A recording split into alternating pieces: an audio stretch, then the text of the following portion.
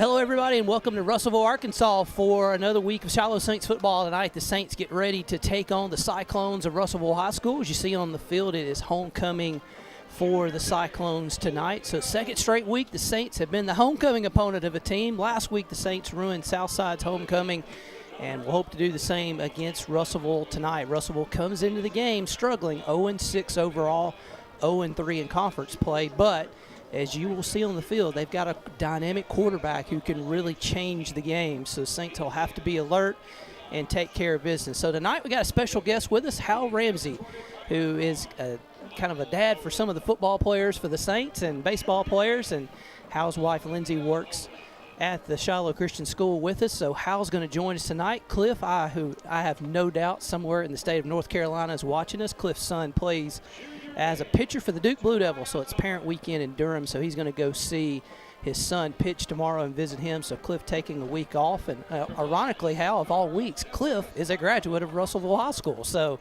he hated to miss this one, but seeing his son and enjoying it. So Hal, welcome to the team. I know you're going to do a great job tonight, but as we go into this game for the Saints, just kind of a great win last week at Southside, really played well. And, you know, I think we talked about on the broadcast last week, man, you really had two games against Mountain Home and Greenwood, maybe the two best teams in 6A, and then you had to turn around and play another physical team. Saints really handled that mental challenge very well last week. Yeah, they did a really good job. I think the defense came out and played really strong and really started to pull away. Cole obviously had a great game, throwing for 300 yards, so the opportunity for tonight is for the team just to continue to play to their standard and set up how we need to do. I know that Russellville is you look at the record that they've got, it's not the greatest in the world, but you really kind of have to throw that away to make sure that you stay to play to your standard and really go out there and get a chance to walk off with a victory. Saints getting ready. You see the fans in the stands. So while they have the homecoming festivities down there for the Cyclones, we talked to Coach Tucker Barnard about the Saints game this week against the Russellville Cyclones. So here's the Tucker Barnard pregame show.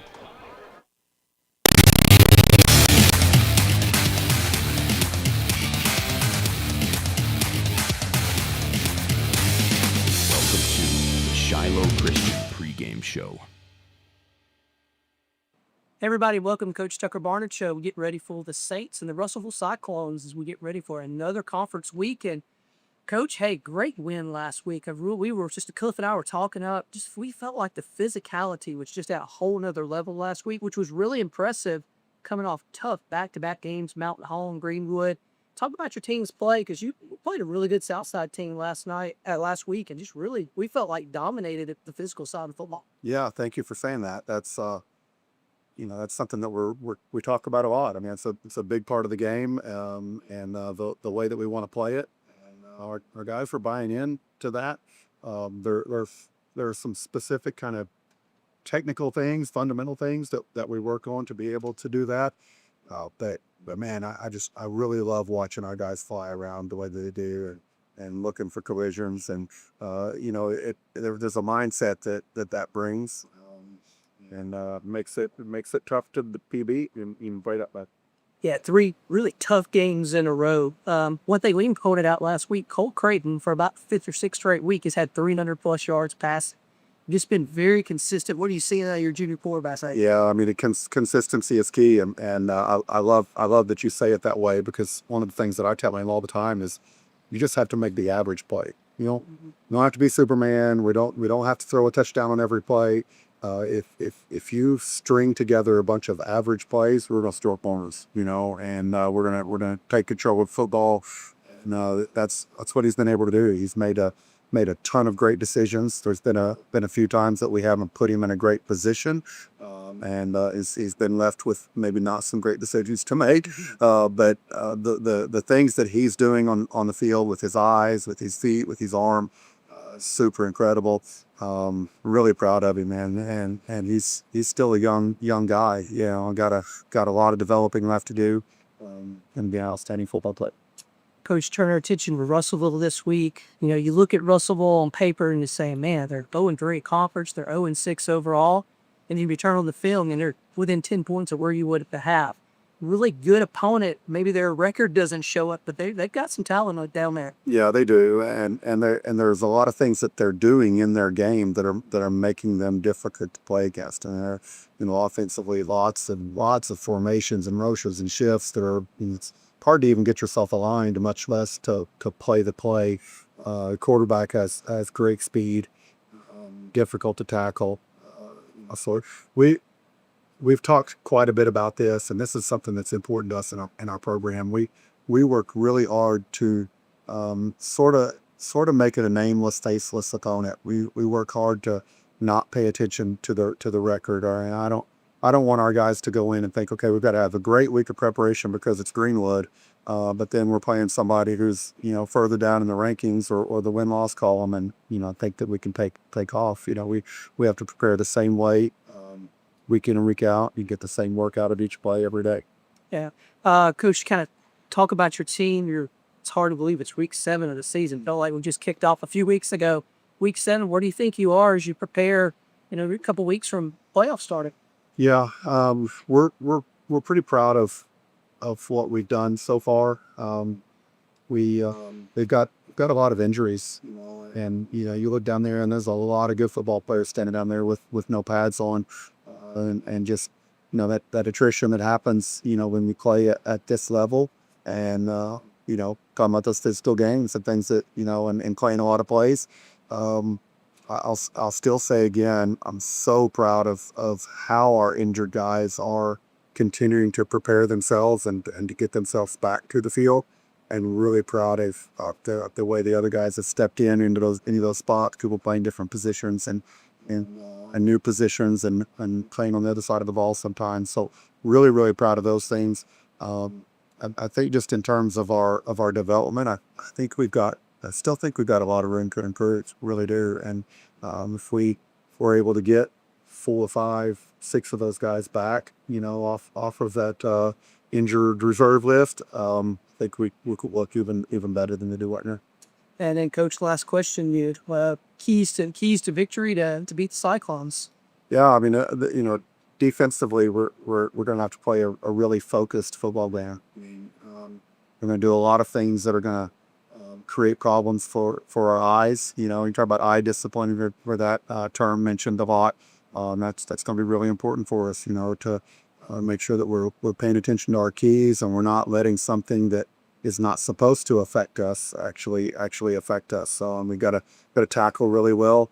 They're gonna put us in positions formationally where there may only be one guy there to make the tackle. He misses the tackle, and the guy can go a long ways. Offensively, we struggled a little bit in this game last year. We got out to a real big lead real early, but a lot of it was turnovers, and we had 2 interception return for touchdowns, and really outside of that first quarter, it's kind of slow going for us. So we're not taking this lightly at all. We've done a lot of heavy lifting this week. I'm going to try to be ready.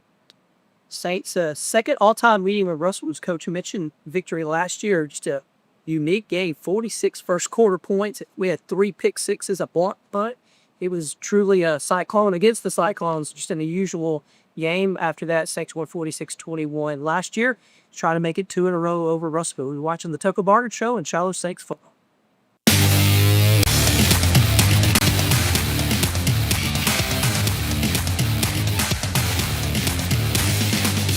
This has been the Shiloh Christian Pregame Show. I love this solid maple, and I love this finish. So is this the one? Absolutely. At Bassett, we know furniture is very personal, so we only make our Benchmade collection when you find the perfect combination of design options, crafted of solid wood and made in the USA. So it's a unique, one-of-a-kind, just-for-you look. Bassett, find your personal style. Bassett Furniture, next to Target in Fayetteville. Go Saints!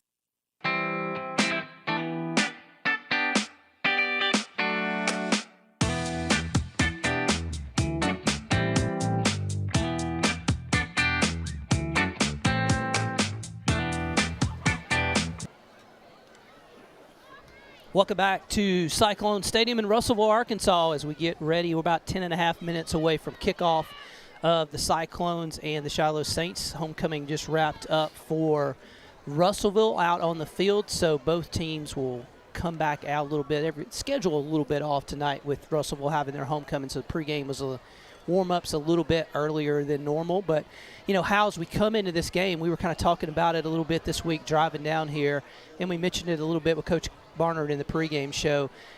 You have a team that's 0-3. They're 0-6. They're giving up 47 points a game. A lot of points. They're only scoring 16. They've been shut out twice. When you're playing a team like that, as a guy who played college football in the SEC, what's the focus like for the team? How do you get a team focused on an opponent that, in your head, it's hard not to say, hey, we're going to beat these guys tonight? Yeah, it really is. Coach Sherrill used to always talk to us and tell us you typically can only get up for 4 games a year, so you really had 8 games that you had to go down that process that you're talking about. So it really comes down to a couple of things. One, you hear the cliche all the time of playing to your standard, but it really comes down to focusing on what you can do and what you can control, and each player doing their job to the best of their ability on every play. That's one, and that's where really your second thing is your senior leadership and the leaders on the team, just making sure that everybody's focused in and dialed in, because you're right. You see a team like this, all the things going through your head that this is going to be easy, but this game's never easy at all. So, you got to play to every down, you got to play every play to make sure you're doing the right thing and doing the things that you can control and just really playing in yourself. But that's really where it comes down to, like I said, playing to your standard and also making sure that your seniors and your leaders on the team get everybody focused and making sure they're doing the right thing. Yeah, it's really, I've heard, Hal talk about that, and in a full disclaimer, we got 2 Mississippi State Bulldogs in the booth tonight, so we kind of, know a lot about that. But, here I heard Coach Sherrill say that one time in a press conference, and I'm like, wow, that's, you don't hear many football coaches who admit that to go through, but it is true. You just really have to keep your focus and your discipline. You see on the field, Saints captains, number 11, Chandler Kemp, number 18, Griffin Mason. There's a storyline for you. Griffin is dressed out tonight and will hopefully get to play in this football game for the first time in a few weeks. Number 65, Maddox Welburn, and number 17, Zach Rowe, who's done a tremendous job at corner for the Saints the last 2 weeks. So Griffin, who got injured earlier in the season, he's been working his way back, and so we were told originally we thought he might be back next week, but looks like we're going to get him back even a week earlier, which is great against Russellville. So that helps tremendously, and Hal, that's probably a good point. Having Griffin back, one thing Coach Barnard's really tried to do is balance offense and defense a little bit, not having a lot of players have to go both ways. And you take Max Eldridge, what he's had to do for the last 4 to 5 weeks is shoulder the load of carrying the football and then turn around and be one of your best linebackers too. Obviously that wouldn't happen on a college level other than, just have a crazy player every now and then who will do that. But, it takes a lot off of Max to just be able to focus on one area tonight and not give so much physicality to both sides of the ball. Yeah, absolutely. Max has been an absolute warrior over the last few weeks being able to do that, because there's not a lot of players that can go and do that on a week-to-week basis. Anytime you can get a player back from injury, especially a talent like Griffin Mason being able to come back in the backfield and get, whatever number of snaps, that's just a benefit to the team, and it will help us long-term as we get into the remainder of the season and going into the playoffs, 100%. So let's talk a little bit about Russellville and what you're going to see from the Cyclones tonight. One of the players to watch, number 0, Marcellus Olson. He's a junior quarterback, extremely fast. Maybe not the most talented thrower we've seen compared to what we've seen the last few weeks, but he's a guy that if the first read's not there, he'll pull the football down and take off. You will also see 2 other quarterbacks at times rotate in, so Russellville very creative. And at running back, they've got 3 running backs that they'll feature. Number 8, Samario Hibbler. Number 9, Jaden Foster. And then a player who was injured last week, number 10, Sam Callahan. Now, Russellville warmed up in their indoor facility, which is behind us here, so we don't know if Callahan is available tonight after getting hurt last week in their game. And then from the receiver spot, they've got 7 different receivers that they'll rotate through. So they'll use a lot of players. Russellville, from an offensive perspective, a little different of what you've seen with some of the other teams recently, as they will try to slow it down a little bit on offense. They like to run the football, take a little time off the clock, and they've been successful with that, Hal. They had held Greenwood. They were within 10 points of the Bulldogs at the half. They held Mountain Home a game that was scoreless in the second quarter. Mountain Home snowballed on them and got 36 second quarter points. But that game late in the second quarter was a 12-0 game to go through. So Russellville will try to run the football, slow down the clock. But one of the things you'll see, and so, how when you play a team like that, Coach talked about it in pregame, you really have to be disciplined on the defensive side of the ball because they're going to make you earn it every play. Absolutely. It's about being disciplined and really being able to tackle in space. You mentioned the quarterback from a speed standpoint, very twitchy, very fast individual when he gets out, and he likes to pull the ball down and run. So we've got to be really disciplined on our defensive line to make sure we don't give them a lot of running lanes, to give him the ability to get out of the pocket and run upfield. And when we do get that situation, make sure we tackle well in space. That's going to be really critical for us tonight to get them off the field and get our offense on the field to start clicking. So Saints and Russellville out at midfield right now, shaking hands. They'll get ready from the toss. When you get looking at your TV screen, the Saints will be coming out from your left, and Russellville will be coming out from your right. So pretty good crowd across the way for Russellville, even though they've had a little bit of struggle in the season. It is homecoming, but they've got a good crowd across the way. Good crowd is driven down from Northwest Arkansas for the Saints as well as we get ready. So we'll kind of watch the coin toss down there a little bit. But coming into this game for Russellville, as we mentioned, 0-3 overall, 0-3 in the non-conference, 0-3 in the conference play, 0-6 overall. They were defeated by Mountain Home 43-0 last week. But, again, a 0-0 game in the second quarter. It was 12-zip late in the second quarter, and then Mountain Home kind of blew them away 43-0. They fell 50-13 to Greenwood, a game that was 10 points at the half. As you see the toss right there, we'll see if they retoss it. No, he dropped it, so we were trying to figure out. Shiloh has won the toss, it looks like. But the one game that they have played that was a close game, the closest game they played all season, they played at Van Buren in the first week of conference play, and they lost that game 49-42. There's two teams leading the conference. As you see, Shiloh has won the toss and elected to defer. So Russellville will get the ball to start the game. Really no win you see tonight, so really that's not going to be a factor. But there's one team in the conference beside Greenwood undefeated. It's Van Buren at 3-0, and this Russellville team played them to a 7-point game on the road. So not your typical 0-6 opponent who just doesn't look like they have a shot. They have been competitive in some games. So the Saints will put the defense out first on the field as they get ready to go from the sideline. So, all right, Hal, you've been a player. What are players thinking right here before they run out of the tunnel? At this point, you've done all the work during the week. You've prepared. You've watched film. Now it's just a matter of getting out there and playing the game. I'm sure the nerves will be a little bit going until they get the first contact happening, but it's game time. Let's get ready to play. Let's kick the ball off, and let's get done with this game. Saints about to go through the run-through and come on the field a little bit under 3 minutes. Also tonight in the 6A West, obviously Shiloh is here at Russellville. Mountain Home travels over to Siloam Springs tonight, so the Bombers have got a really good football team. They're 2-1 in conference play, tied with the Saints for third place right now, but 5-1 overall. Also tonight, Lake Hamilton will host Greenwood tonight as the Lake Hamilton team struggled a little bit this far in the season. You see the Saints tank the field. Wearing the blue helmets with a gold face mask tonight, so first time we've seen this look with the all-white jerseys as Shiloh fans come to their feet on the stands as the Saints come onto the field. And then also in conference play tonight, the game we'll try to keep the closest eye on. It has a lot of playoff implications as Southside, who's the Saints defeated last week, travel to Van Buren. Van Buren, again, along with Greenwood, the only other undefeated team in conference. But a little slight asterisk by that Van Buren 3-0. They have played the four teams in the standings at the bottom. They have not played any of the top four teams at the top of the standings. Well, that will start to switch around a little bit tonight as they'll take on Southside in a game that will be really important for both of their seeding. So the Saints come in 2-1 in conference play, 4-2 overall. They have defeated Mountain Home.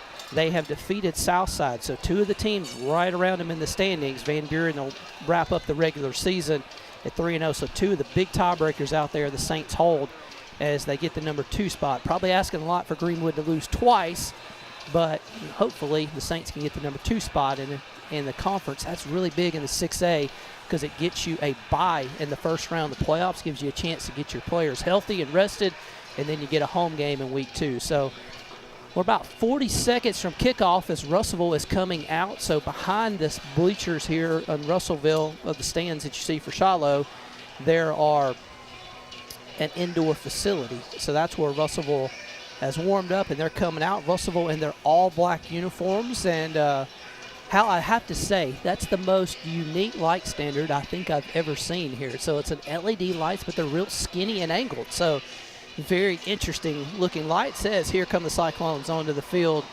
for their homecoming game. So Russellville trying to get their first win of the season as they play some competitive games, just haven't been able to get things going, but they're going to get the ball first as they'll come out of the tunnel. So again, running a little bit behind schedule here for what would normally be kickoff as Russellville gets ready. The Saints are ready for kickoff. They are lined up and ready to go, and Russellville will receive it. So we'll do our best. Russellville wearing all black jerseys with a red number, so it's a little bit difficult to pick up for us a little bit, but we'll do our best we can with those with Russellville jerseys. Saints in the bright white with the blue numbers. We'll be able to pick those up pretty easily as we get ready to go. So Saints and Russellville ready to kick it off. As there's the whistle, and we will get going. The kick is angled down the left sideline. It's going to be caught at the 12, handed up to the 15, to the 20, 25, and spun down at the 27-yard line as the returner for Russellville.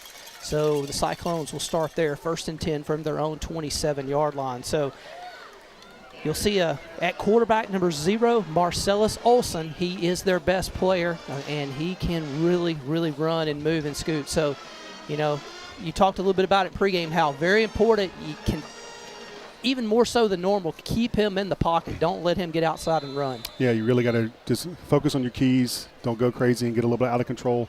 And make sure, like we said earlier, tackle in space and get him down as quickly as possible. Do not let him get into a track meet whatsoever. Well, Russellville's going to come out at a kind of a different diamond look on 1st down. So Olson's going to take the snap, hand it right up the middle, and kind of bouncing it out to the outside around the 30-yard line is the running back. Max Eldridge got in the backfield there, kind of forced him outside.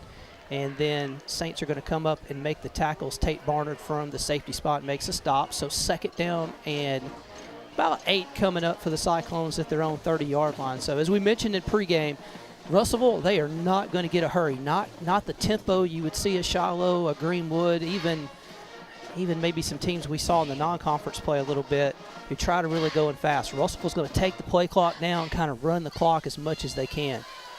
Olson takes the snaps, going to hand it here, hit in the backfield and thrown down for a loss at the 29-yard line. Good job by the interior defensive line. Xander Gonzalez, Matt Kimbrough, first 2 on the stop. 3rd down and long for the Saints. Yeah, really good job by the defensive line of being able to control the line of scrimmage and get him in the backfield. 3rd and 7 coming up for Russellville. This is not the position they want to be in. 3rd and long is not. They are kind of you think about watching Army play football, they like to have 3 yards on each play, kind of keep 3rd down short. That's what Russellville wants to do. So this is not ideal for them. Saint defensive line will stand up as the Cyclones send a man in motion across the formation. Now comes back. Olson's going to hand it to him, coming this way. Saints got good protection, and they hit him in the backfield at the 26-yard line. Shiloh gets back there. Silas Nance, I think the first one in the backfield, and Tate Barnard. So 4th down, and Russellville's going to have to punt. They're going to lose 3 on that play back to their own 26-yard line. Cohen Beach back deep to receive at his own 40-yard line. Yeah, you really can't ask much with the defense. That was a really good job on the first series to help set the tone. Now the offense is turned to get down and try to get a score in the end zone. Well, the Saints are going to go into a little bit of a safety defense as Russellville waited a second before running their punt team on the field. Shiloh had run their punt team, so let's see if they're just trying to quick snap it, see if they can get a free 5. They may get a delay of game as the play clock's at 0. It took a little bit. I think Coach Barnard had to point that one out to the official. My partner Hal was all over it. He was signaling the game up here from the booth. They had about 5 seconds run before the official finally saw the play clock sitting at 0, so it was a pretty easy miss by them. 5 yards back to the 22, so now 4th down and 16 for Russellville. They do have a pretty good punter. He likes to get a little bit of hang time that we saw on film. Saints blitz it. It's not a great kick. It's going to hit it midfield, take a high bounce. Beach is going to get it to the 46. There's black jerseys all around him. He's down at the 44. Just nothing there. Beach just tried to prevent the roll and backing it up even more. Good coverage by Russellville on that play. Saints will start the first offensive possession at their own 44-yard line with a 1st down and 10. So how big offensive lineman in the past Or are you like, let's run it on the first down? Or are you like, hey, air it out? What did you like to do? You know, I'm all about the old school. Just get up man on man and let's push it around and see how far we can go down, because it comes down to a line of scrimmage game. So if we can control the line, we'll be in pretty good shape today.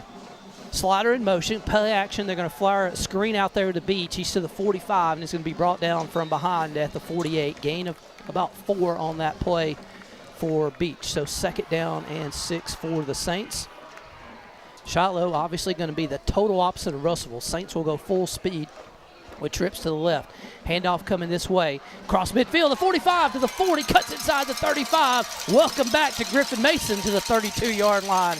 As Griff rips off, let's see, 18 yards on that carry down to the 32-yard line on the first down. So Griffin looked healthy there. Glad to see him back. He's going to get another carry. Nope, Cole's going to keep this. 25, Cole, the 20, 15, 10, 5. Hey, put it on the board. Touchdown Saints. As Cole with a great play fake took it around the right end and stuck it in the end zone. So Cole Creighton with a 32-yard touchdown. And with 8:49 to go in the first quarter, it's the Saints 6 and the Cyclones 0. Yeah, you can't ask much better than that. Great drive, 3 plays, you're in the score for 6, getting a chance to put 2 more on the board. And like you said, Billy, it was great to see Griffin for his first run back to cut off a run like that and see as patient as he is and stuff and not overdo it and just really getting back into the groove of things. So for the Saints, a 56-yard drive to start the football game is Cole Creighton with a 32-yard touchdown run. And Russellville, a team who really likes to grind it out and keep you close, boy, really demoralizing for the home team. Whoa. Well, I'll tell you what happened is you heard the crowd roars. The extra point is on its way, and it is good. So we talked about how unusual the light poles were. It was a little bit dark in the stadium, and the lights popped on, so they hit the second button for the brightness. Here's a replay of that touchdown by Cole Creighton and how really good job, a play fake to Griffin, and then just Cole kept it. Great seal on the edge. Yeah, absolutely. Offensive line did a great job just dominating the line of scrimmage and giving the Cole the ability to get outside and get up the field and take it into the end zone for a touchdown. So Saints with a 7-0 lead, 8:49 to go here in the first quarter. And so it is definitely different in the stadium when they adjusted those lights. Whatever somebody hit, it made a big difference. So Shiloh takes a 7-0 lead over Russellville here in this one. So Saints with their first drive, stick it in the end zone as a quick 56-yard drive to go through with Creighton with a 32-yard touchdown run. So Aiden will kick it off for the Saints. Russellville's got 2 guys standing back at the 20-yard line. See Coach Tucker Barnard there. Got to be happy with that first drive is on both ends. Defense at 3 and out. Offense with a quick score. Good kick to the 11, to the 20, up the field, 25-30. He's got some room, 35-40. 1 man to beat at midfield, and he's going to be tripped but not taken down to the 30, to the 20, and it's going to be a touchdown for Russellville as they are going to return the kickoff all the way back. There are no flags, so it is a touchdown. So it was a good kick, probably the best one Aiden's had so far, all the way inside the 10-yard lines for Russellville, but a 91-yard kickoff return. And really how the first, you think about the course of the season, other than maybe a couple missed extra points, that's really the first time our special teams have let us down this year. That's true. Just unfortunate, and give the Russellville team a little bit of a spark right now, and especially after going down and stopping them on the first drive and then scoring like this. So, they may be 0-6 and struggling from that standpoint. That doesn't mean they're not going to fight and continue to play the game hard. Well, they're going to run our play for the 2-point conversion, get a great block from the left tackles. He was able to pancake a defender, and that gave Russellville the edge. So the Cyclones been watching tape of the Saints. That's a play that you see pretty quickly, and it's 8-7. As here's a replay of the kickoff return for a touchdown by Russellville.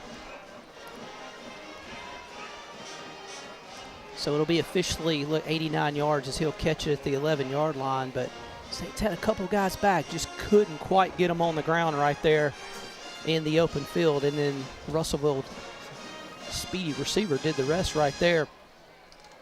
And again, numbers a little hard to read for Russellville, but I believe that was 22, Dandy Renfro the junior. So hard to see numbers, 22 or 23, but we'll go either way. It's a touchdown for the Cyclones, and they lead with a 2-point conversion, 8-7, 8:34 to go in the first quarter of this one. So Saints will get a chance to return back, and back deep is Slaughter, who, as Bethany, Oklahoma can tell you, he can take one back to the house himself. So Let's see if the Saints can quickly respond, trailing 8-7, 8:34 to go in the first quarter.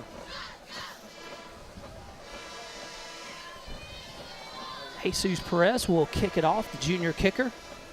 Will also do some punting. He, in warm-ups, really impressive with his height on the kickoff. So this is a pooch kick. They're going to try to prevent the return. Saints are going to get it to the 30, to the 35. He can get to the edge. We've got something. The 35, the 40, the 45 breaks a tackle to midfield to the 45 of Russellville, and then Tate Barnard to the 43-yard line of the Cyclones. So good return by Tate. He came all the way across the field. Saints had the return set up onto the right. They pooch kicked it to the basically the Saints sideline left. Tate did a good job of getting across the sideline, and it's a first down at the 43. So, Cliff, a good response. I'm sorry, Cliff, I knew that was going to happen tonight. How good response by the Saints right there to just kind of get the momentum right back. Yep, get it back on the plus side of the field and give us a chance to get a couple plays and get in the end zone. Great response after that kickoff to return for the touchdown. Second Saint drive. They went 56 yards for the touchdown really quick. Griffin Mason in motion. Cole's going to play action right here. Look deep. He's got a man. He's going to fire in the second level. It's caught by Beach at the 30, and then he's going to push it down to the 27-yard line. So good pickup there for the Saints of 16. We've had a couple 16 and 18-yard plays early in the game. Cole had two guys. Yeah, Cole had two guys open there on the first and second level. Handoff, Griffin Mason, the 25. Griff to the 20, cuts inside to the 18, and lowers his shoulder to the 15. So that's a move of a healthy running back right there, and that's going to move the chains as Griff going to roll off 11 on that one. A gain of to the 16 of Russell's. First and 10 for the Saints. Griffin will be to the left. A Cole trips left. Russell will trying to get a player off the field. There's no flag, so they're going to get him for him. Caught by Slaughter at the 10. He breaks a tackle to the 5. He's in the end zone. Touchdown, Shiloh. So Slaughter with the catch. It'll be a 16-yard touchdown reception for Cole Creighton. And, Hal, that didn't take long right there. Not at all. 6 plays, 2 touchdowns. You can't ask much better than that. Again, great job by the offensive line to giving Cole plenty of time. That last play right there, seeing the receivers block on the edge like they did to get Slider a chance to get in the end zone. You can't ask much better than that. So 2 drives for the Saints, 2 touchdowns as they take the lead right back, 13-8. Shiloh's going to kick the extra point here. And we'll have a replay here after the extra point of that touchdown. Great kick, and it is up and good. So Aiden get comfortable in the kicking role the last couple weeks as he puts it through. So here's the pass and to Slaughter. Got a flag that was just thrown. Let's see what the flag is. See the replay there. Slaughter gets into the end zone on the quick pass to the left. So as Hal mentioned, there's a flag at the 9-yard line. So that's usually in the area where you would see kind of a sportsmanlike conduct or something. Didn't appear to rough the kicker or anything.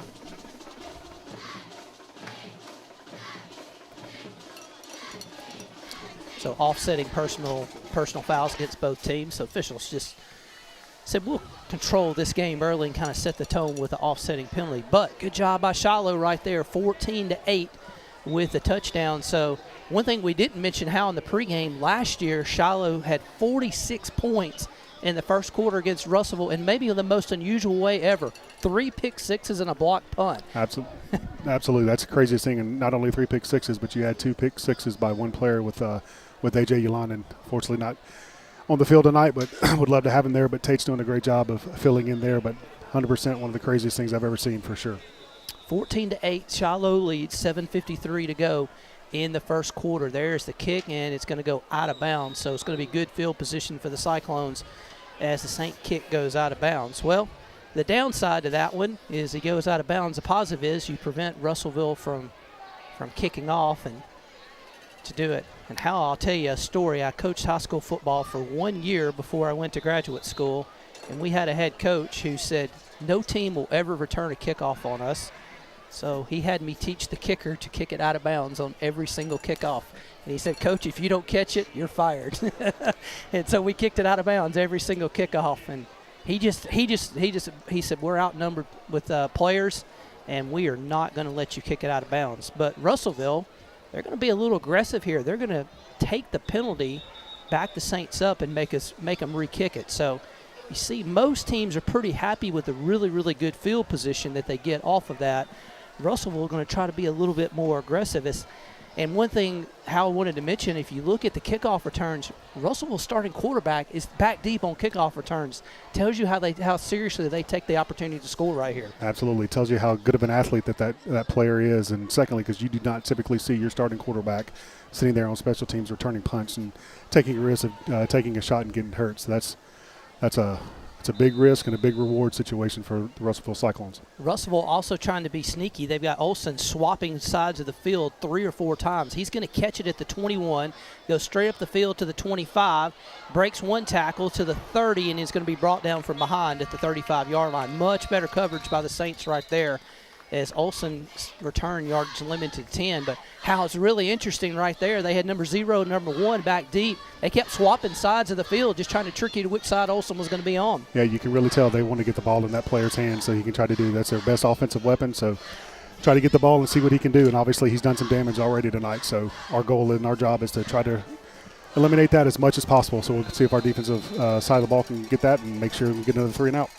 Number 1 is Ladarius Prince. We saw him a lot last year in the game, and he may be back, maybe a player who's back from injury a little bit too. So Russellville with a first down and 10 at their own 35-yard line. Saints 13, Russellville 8. Saints 14, Russellville 8. Cyclones have had one offensive possession. Quarterback's going to run, and he's going to be chopped down by Max Eldridge in the backfield. He's a little bit slow getting up. Max got him hard down at the shins right there, so it's going to be maybe a loss of 1 back to the 34-yard line.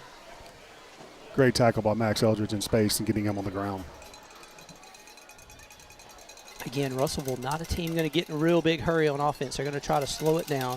They've only had 1 offensive possession, but they have 8 points because of a kickoff return for a touchdown and a 2-point play. Their 1 offensive possession, they went 3 and out. They've already lost a yard. They lost yardage on that drive. They've lost yardage on this drive so far, so they're in the hole offensively as far as yardage goes. Run play, they're going to get out of the hole right here to the 40 to the 45, and they're going to say his knee went down right at the 45, but that should be enough to move the chains, and they will move them. It's going to be a first down. Well, the Saint coaches are talking to the officials. The chain gang crew is a little confused. Olsen takes a direct snap to the 49-yard line, so it's kind of hard to see on the edge of our monitor right there, but the first down marker was a little past the 45, and they spotted him at about the 44.5, and then they moved the chain. So Coach Tucker Barnard's like, hey, it should be 3rd and 1, not 1st and 10. But good job by Russellville. That time they did go tempo. They may have noticed the mistake, too, to be honest with you, and took advantage of it. Gain of 5, 2nd and 5. Absolutely. So Olsen's in the backfield. They'll see a lot of different backs that will rotate through the backfield for Cyclones. Offensively, they'll use H-backs, tight ends. They want to just run it in the most creative way possible. Olsen, not a real big thrower with an arm. They just like to take advantage of that. There's a fumble, and the Saints have it. Max Eldridge falls on it at the 42-yard line. Well, it looked like the running back and the quarterback were not on the same page, and we have an injured player for Russellville who is down as well at the 43. The Saint players are running off the field. I think it's Olsen, the quarterback. Yep, it is. It is. You had a little bit of an issue on the handoff and the mesh point between the running back and the quarterback, and the ball ended up on the ground, and Max doing a great job of seeing it and recognizing it and getting on the ball and getting the first turnover of the game. Well, Olsen, who got a little bit banged up last week in the game at Mountain Home, I wonder if some of this is maybe some carryover from that game. You see a couple of the Saint trainers out there to help as the injury happened on the Saint sideline. Here's a replay of the fumble that Eldridge fell on right here, and you know how there's your answer. They just didn't time it up very well. So the receiver and the running back all got to the same point at the same time. Great job again by Max of noticing the ball on the ground and getting on top of it and giving the ball back to the offense to get a chance to get another score before the end of the quarter. So defense says 2 drives, you've got to stop on in 3 plays, and you've got a turnover. So can't ask for a much better start from our offense and our defense right now. So Russellville with their first turnover of the night. It'll be the Saints' 3rd drive of the night coming up. They've scored very quickly on the first 2 drives as quarterback. Good news, he's at least sitting up. They've taken his helmet off a little bit, so it's kind of a tough place, the running back and wide receiver, to go through. And so Hal, you and I both coach youth football. That's a hard play to get your center, your quarterback, your receiver, and running back all on the same page. Takes a lot of reps, a lot of timing. Absolutely. Good to see the zero up and back running off the field, so I'm glad he's okay and jogging off. So yeah, good there. He jogs off, and so Olsen, a really good player. And I think I heard the Russellville broadcast team talking about him last week. Said also he's a point guard on the basketball team, I believe, too. And watching him play, you can definitely see that. I bet he would be a terror to defend at point guard in the basketball court. But at the 46 is where the Saints will start this drive. They started the last drive at the Russellville 46-yard line before they hit Slider on the touchdown pass.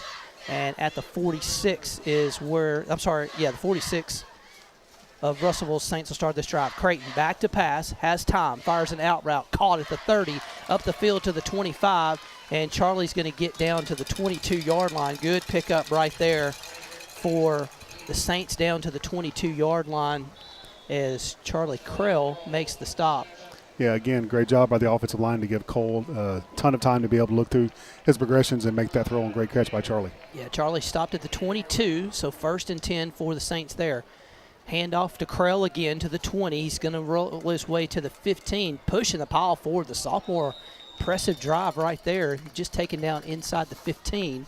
But he rips off 7 on that play, 2nd down and 3. And Hal's an old offensive lineman. Boy, you love it when your running back's churning his legs hard. Absolutely. You knew you had a good night if you can get the running back over 100 yards. So that was your goal every game, is to give that running back as much room and as much space to be able to do his job and stuff like that. And like I said, feel good at the end of the day when they have the success that they do. 4:55 to go, clock running here in the first quarter. Saints 14 and the Cyclones 8. Shiloh knocking on the door there. There's the handoff coming this way, hitting the backfield, and then tripped up after getting back to the line of scrimmage is Charlie right there. So no gain, and 3rd down and 2 coming up for the Saints deep in Russellville territory. Yeah, really good job for Charlie to be able to handle that first contact and get back to the original line of scrimmage and not lose yardage on that play. 3rd and 2. Saints are going to send Beach in motion. They're going to run the counter coming back this way. Charlie's to the 10, and he's going to be stopped down at the 8-yard line, but that's enough for a Shiloh 1st down. So sophomore running back Krell with some good carries right here for the Saints, and it's going to bring up a 1st down and goal. Saints. Bodenstein in the game as kind of an H-back left. Quick snap. Play action, screen this way to Bodenstein, to the 10, to the 5. Hey, Jake's in the end zone. Touchdown, Shiloh. So Bodenstein, who was the backup quarterback, had to play a lot with the injuries last year. Been a little bit of an H-back position this year. And here with 4:06 to go in the first quarter, an 8-yard touchdown pass from Cole Creighton to Jake Bodenstein. Yeah, if I'm not mistaken, I think that's Jake's first receiving touchdown of the year. So great job by Jake getting the ball in his hand, turning upfield, and crossing the goal line. Yeah, if I remember correctly, that may be the 2nd pass Jake's caught, I think, this year. So 4:06 to go in the quarter. Great job for the Saints. 3 drives, 3 touchdowns. Shiloh going to go for 2.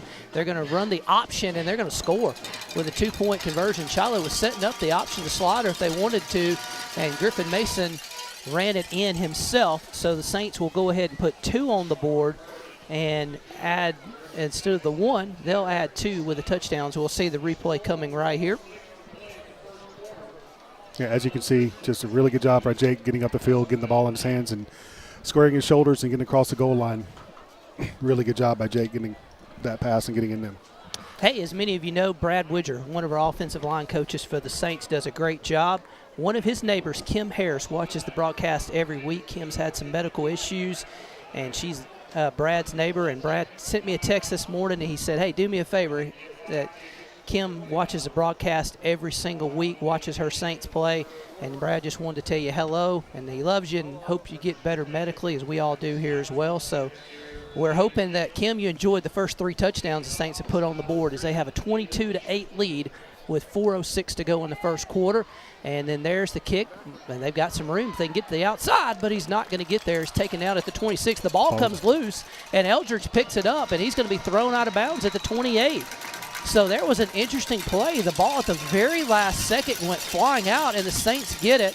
And for the 3rd straight possession, Shiloh's going to start in Russellville territory, this time at the 26-yard line. And boy, Hal, if you're an 0-6 team, you can't make that mistake. Yeah, you can't give other teams chances like this. And I will have to, great adjustment by the kickoff team, being able to stay in their lanes and stay disciplined and not allow those running lanes and collapsing down to allow the the running back to get outside and get on the corner. That time they did and continued to fight and got the ball on the ground and got a chance to get another score with 3 minutes and 56 seconds left. So 3:56, Saints already up 22-8. The 22, both teams had a little odd look. You don't have that normal 21-7 scores. Both teams have gotten a 2-point conversion here in this game. Russellville with a kickoff return for a touchdown for one of their scores.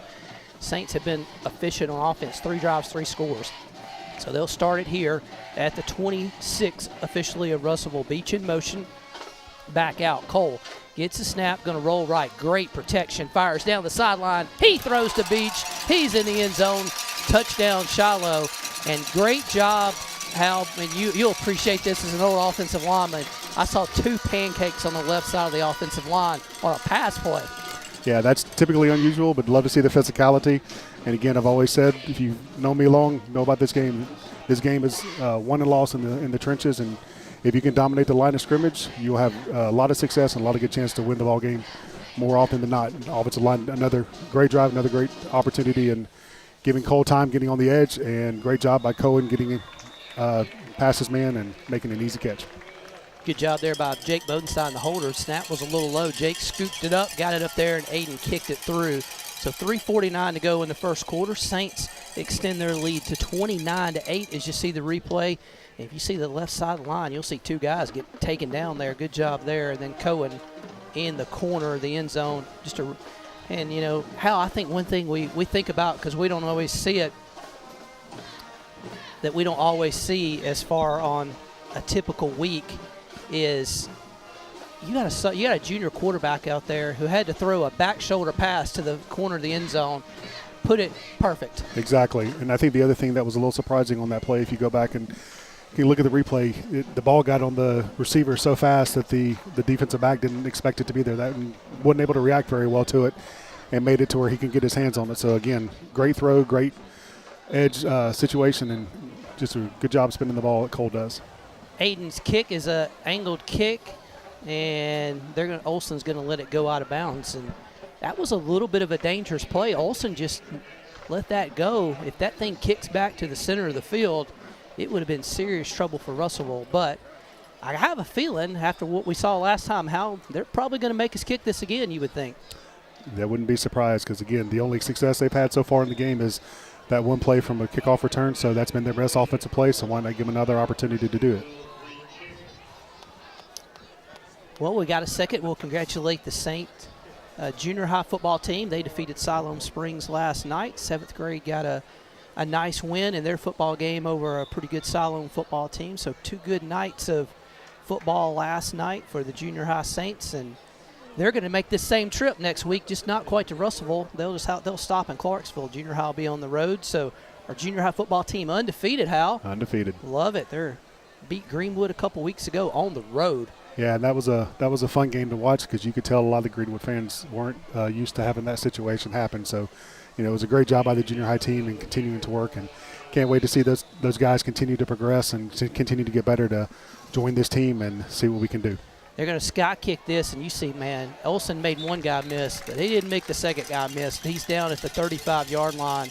Really good job of kick coverage since Aiden's done a really good job of a high sky kick, but Hallie's pinned him to the sideline, and that makes your coverage a lot easier if you can pin him to the sideline there. Absolutely. I think Coach Greg and Coach Jordan have made some great adjustments for the kickoff team, and they've had some really good plays since that last kickoff return that they had at the beginning of the quarter. So Russellville, who turned it over their last possession that they had the football, so they've kind of had some struggles on offense. They've lost some yardage, turned it over on the last possession, so they do have 8 points on the board, but that came from special teams. Offensively, really other than one run, they've got a first down. That's about all they've been able to muster.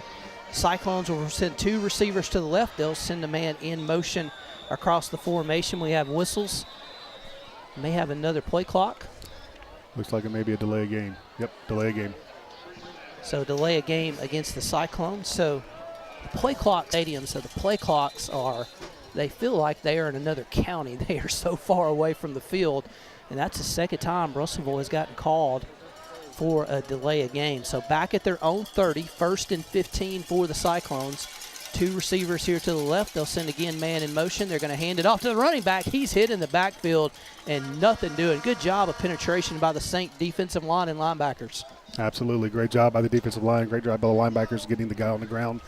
And, the interesting thing that you think about is we've seen Russellville really try to slow the game down and get the play clock down and run the ball quite a bit. But, that works when you're got a 6-6 score or 10-6 or, really close from that standpoint. But how does we get in a situation where they start changing their philosophy to be able to try to stay in this game, or are they just, what the coaches for Russellville's decision is as we get throughout this game? 3:10 to go in the first quarter. Saints with a 29-8 lead over the Cyclones. Handoff up the middle. He's going to just fight, and then there's 1, 2, 3, 4, 5, 6 white jerseys right there. Boy, you love that gang tackling by the Saint defense at the 30-yard line. So Salter, Nance, Eldridge, look like Matt Kimbrough is in that, Xander Gonzalez, Brody Francis. Film's going to be fun when they get the credit, who gets credited for that tackle on Monday. Absolutely. You just have to love the physicality from that standpoint by the entire defense. 3rd down and about 14 for the Cyclones at their own 31. Again, clock running, 2:34 to go in the first quarter. Saints have had 4 drives, 4 touchdowns, and have been dominant on the offensive end. Shiloh will send Mounts out to the flat right now as Russellville kind of spreads the formation. Now they'll bring Ladarius Perkins in the backfield. Quarterback's going to run the draw to the 30, to the 35, to the 40, and then he's knocked out of bounds there. So Tate Barnard came up and knocked him out of bounds. He's short of the first down by about 4, maybe 5 yards. We'll see where I think 41, I was going to guess where they're going to spot it. Yeah, at the 41. So it's officially 4th and 4. Cyclones down 21, and how you almost think they kind of have to go for it. So with their so down this far so early. Yeah, exactly. And, we talked about it in the pregame as the quarterback didn't have a tendency to throw the ball and was going to pull it down and run it just like he did that play. Made a good gain. Tate did a good job of getting him before he was able to cross the line of scrimmage for a first down. Well, we mentioned Russellville will shift a lot of different running backs here. Olsen on 4th and 4. He's going to wait. He's going to run the option to the 40, tackle to the 41. Great job by the Saint defense as they ran the option to the short side, and they did not get there. So a turnover on downs is for this will be the 4th straight possession. Shiloh's going to start in Russellville territory at the 42. And so when you're not a team that's struggling, when you give up, you let the other team start and you're into the field 4 straight times, that's not a recipe for success. Not at all. Tucker talked about this in the pregame show about the eye discipline. When you see an option situation like that, it really comes down to discipline and making sure you play your keys from that standpoint. The Saints did a great job of stopping that play. Well, the Saints put up 46 points in the first quarter last year. Going to have to really work to get that this year, but a chance to put up number 35 right here. Handoff, Griffin Mason. Griff kind of picks his way slowly. He gets to the 41-yard line. Probably the best job of run defense by the Cyclones there. And we've got a flag across the way, and I think Russellville is going to get called for an unsportsmanlike conduct as they had kind of pinned an offensive lineman to the ground, but then he stepped over him. And so that's probably going to get them unsportsmanlike conduct and give the Saints a first down. Yeah, and I think that was their quarterback, number 0, that was involved in that play. So let's see what the umpire says.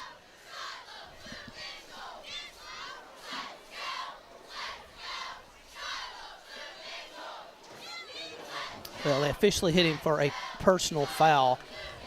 Either way, it's going to give the Saints 15 yards. And so, as Hal mentioned, probably just some frustration as quarterback of 4th down didn't go his way. And if you're Russellville, it's your homecoming game. You've been looking to try to turn the momentum. You get a big early kickoff return, and then since then, the Saint defense has just dominated the game. And that's just something you can't do. Get a stop on first down with 2 yards and then turn around and with a personal foul to give them an automatic first down. That's just a tough situation. Saints going to flip it this way to Chandler Kemp. Chandler's to the 25, cuts inside to the 20. Chandler to the 15 and tripped up at the 11-yard line. Good open field tackle there by the quarterback, Marcellus Olsen. Man, he does it all for Russellville, but he does it all as the Saints have a first down at the 11. Cyclones running players on and off the field. They're going to have to take a timeout. They had about 15 guys on the field as the Saints went quickly. So with 1 minute and 30 seconds left to go in the first quarter, we'll reset it here as the Saints have a 29-8 lead over Russellville. Shiloh will have a 1st and 10 at the 11-yard line of the Cyclones. And so, how you got to give the guys credit. You could say all week, hey, it's, an opponent. You just got to put it away.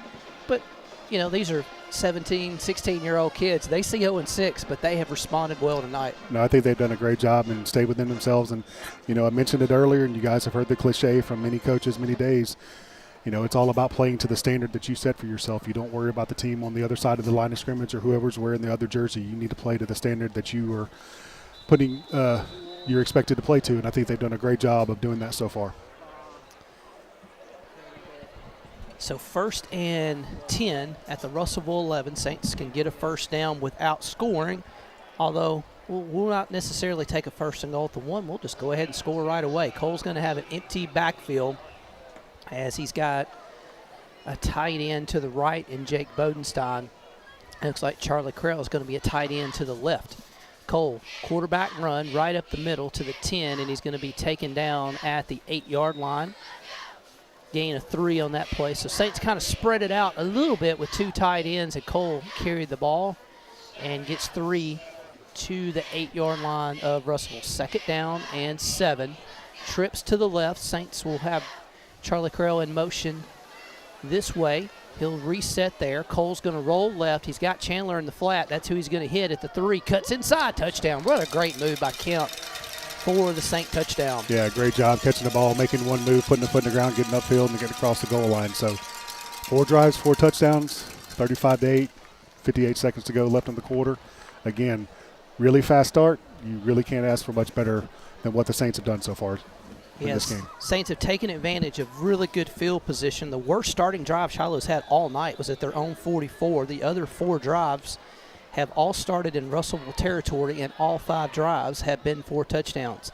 Kick by Aiden is up and good. He boots it through there for the 36-point of quarter number 1. 58 seconds left to go. It's 36-8. Shiloh in the lead as the Saints have their 5th straight touchdown possession of the game. As you see the cheerleaders kind of running through the end zone as we'll get the replay here of the touchdown. And boy, how just a great cut by Kemp. Once he got open, he found a way back to the end zone. Yeah, Cole does a great job of turning his shoulders and getting the ball to him in a best position he can and turning up the field. Great blocking by Griffin Mason as he comes across and making sure that nobody can get into Chandler. So again, great to see Griffin back out on the field making the plays, and the more he can get back into groove of things, the better it's going to be for us as we continue the season on the last half. So Aiden Eastwood will kick it off, and as you see 0 right there. He's going to got to be a little careful. They're going to move him around a lot as Marcellus will kind of go back away. Right now he's standing right in the middle of the field. Saints going to sky kick it to the right. He won't get a chance to return here as 2 players crash into each other. The 25. Now they're going to return it back to the right side. Breaks a tackle, gets a great block at the 36-yard line. Saints wanted a blindside block, and I'm not so sure Max Eldridge didn't get blindside block there, Hal, but either way, they're going to give it a clean, no penalty. So 1st down, Russellville at the 35. Yeah, really good job by Landon Sabatini to be able to break off and run that ball down and get a tackle and letting them start within the 35-yard line. So Landon, the sophomore, doing a good job on special teams, and so that is fun. The part, how if you're a sophomore, you may not start, but boy, you get a chance on special teams. Go make a play. Absolutely. People don't realize that special teams is 1/3 of this game and is just as important as offense and defense, and a lot of things can happen in it. So there's a lot of plays, as we've seen tonight, that can be made too. At the 35-yard line, Russell with a power formation left. They're going to run it there. They had a lot of guys to block, but a lot of white jerseys got to the backfield as they hand it off right there to Prince, and he gets a yard. May had a player lose his helmet, I think, so one of the Russell players is going to have to come off. Oh, actually, a Saint player lost it. Xander Gonzalez lost his helmet. I think one of the Russell players did too. So gain of 1, 2nd and 9 for the Cyclones. Likely if they keep it on the ground, last play of the first quarter with only 28 seconds left to go. Saints up big, 36-8.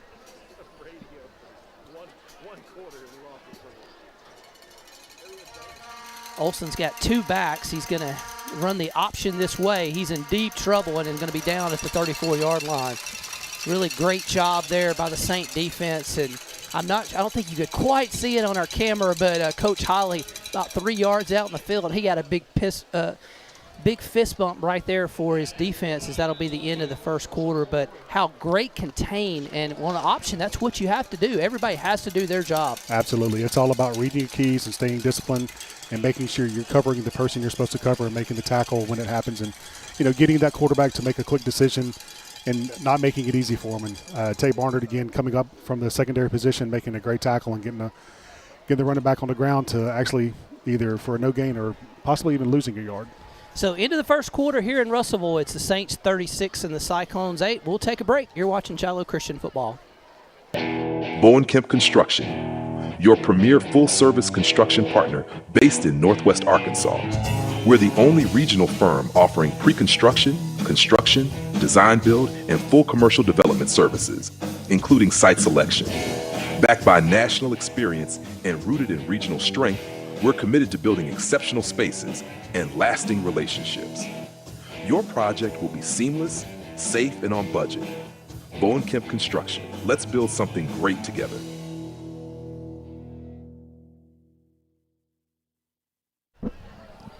Welcome you back to Russellville, Arkansas. We're about ready to start quarter number 2. Great one. First quarter for the Shiloh Saints. They are all over the Cyclones, 36-8. As Russellville will start quarter number 2 with their backed up in their own end of the territory where they spent most of this game. There's a pass out in the flat from Olsen, incomplete. Led his receiver a little bit too much. Saints had it pretty well covered there. Had Barnard and Salter out there in coverage. So third down coming up for Shiloh. And, third down play will be incomplete. So fourth down coming up for Russellville. So Perez will kick it. Yeah, great job by the defense of being able to put pressure on the quarterback and honestly getting a little contact in there that was legal and as he threw the ball. So making sure he didn't have that easy whatsoever. Beach is going to see it hit at the 41. Great roll for the Saints at the 46-yard line. And so Zach Rowe doing his job. He heard the short punt call, and he hurriedly got off the field and got out of the way as not to hit a player. Because if it hits one of your guys on the return, it's a lot of football. Give Russellville a chance to kind of take the football back. So you see some Saints had a few different guys out there on special teams. You a little bit saw Beckham Floyd in the game on special teams a little bit. So Shiloh with in this game, Hal, terrible field position at your own 46. Yeah, I think this is the second drive we've had on our side of the field. Yep, second drive. The first drive of the game for the Saints started at the 46-yard line as well. Cole has all day to throw. Fires a little bit high for Slider at the 40-yard line of Van Buren. Incomplete. So a rare misfire there by Cole as he threw that one a little bit high and incomplete. So second down and 10 at their own 46. Yeah, just a little bit of miss, a little bit high. But again, for what Cole's done so far, you really can't complain whatsoever with what he's done. He's had a great game so far, and just have him continue to stay within himself and make the easy throws that we can make it. Cole's going to send Slider in motion. They're going to hand it off to Charlie Creel. Charlie hits the hole hard as he gets down to the 47 of Russellville. So good pickup of 7 there for the sophomore running back. And so he's a guy we heard a lot about in the offseason. Charlie moved here, his family moved here from Colorado, so getting some good action for the Saints as a sophomore running back. He's not going to get good action there as he's hitting the backfield at the 46-yard line. Russellville had a man come through free. So third down and short becomes fourth down and 10, all the way back where we started this possession at the own 46. Yeah, coaches have a decision to make. We'll see what they decide to do at fourth and 10 if we're going to punt or we're going to keep the offense on the field. Now remember, Cole Creighton can also punt, so the Saints could pooch kick it if they wanted to do that. Russellville's going to have to keep players on the field as the Saints will look like they're going to run a trips formation. Play clock's at 8, so Shiloh's got time. It is going to be a play action. Cole's back to pass, looks left, doesn't have anything, stretches down the field and fires it incomplete. Pretty well covered. Beach had kind of gotten a little bit behind the defender, but with Cole having to roll to the left, just really didn't have anywhere to go. So a big lost yardage play by Russellville in the point, and the Cyclones get their first stop of the night as Shiloh turns it over on downs at their own 46-yard line with 10:38 to go in the second quarter. So get a chance to get the defense back on the field and see what they can do. See if they can continue to put pressure on the quarterback and make them make quick decisions and see how fast we can continue to gain tackle and play as physical as we've been playing. So Russellville will finally have some good field position. They have not had much of that tonight, but they've got it in Saint territory to start the second quarter of this game. However, they trail 36-8 in this football game. Quarterback's back to pass, and we may have a false start or offsides. Yeah, couldn't tell who it was. Got a little, just across the line, just a little too quick.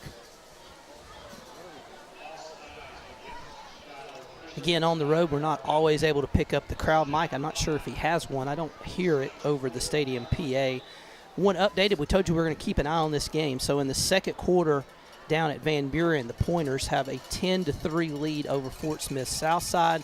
Again, Van Buren undefeated in conference play along with Greenwood. Saints a game behind them. Those two teams will meet to wrap up the regular season on the final game. Shiloh defeated Van Buren twice last year on the end of the regular season and in the playoffs. Pitch play coming this way for Russellville to the 40, to the 35. The 30 hurdles a man, the 25-20, 15-10, and Zach Rose going to get him off his feet, I believe, at the 9-yard line. But it's going to be a 1st and goal. So a little quick pitch right there for Russellville. And they get they're really their best offensive play of the night, all the way down to the Saint 8-yard line as they're trying to get their first offensive score. So offense stalls out, and Russellville's Cyclone offense taking advantage of good field position, Hal. Yeah, really good job by Zach coming pretty much across the entire field to make that tackle. And he came from the end zone to give us a chance to stop them and not let them score any more points. 1st and goal for the Cyclones. So obviously 4-down territory for those guys, down 36-8. They'll shift a formation all the way to a power right.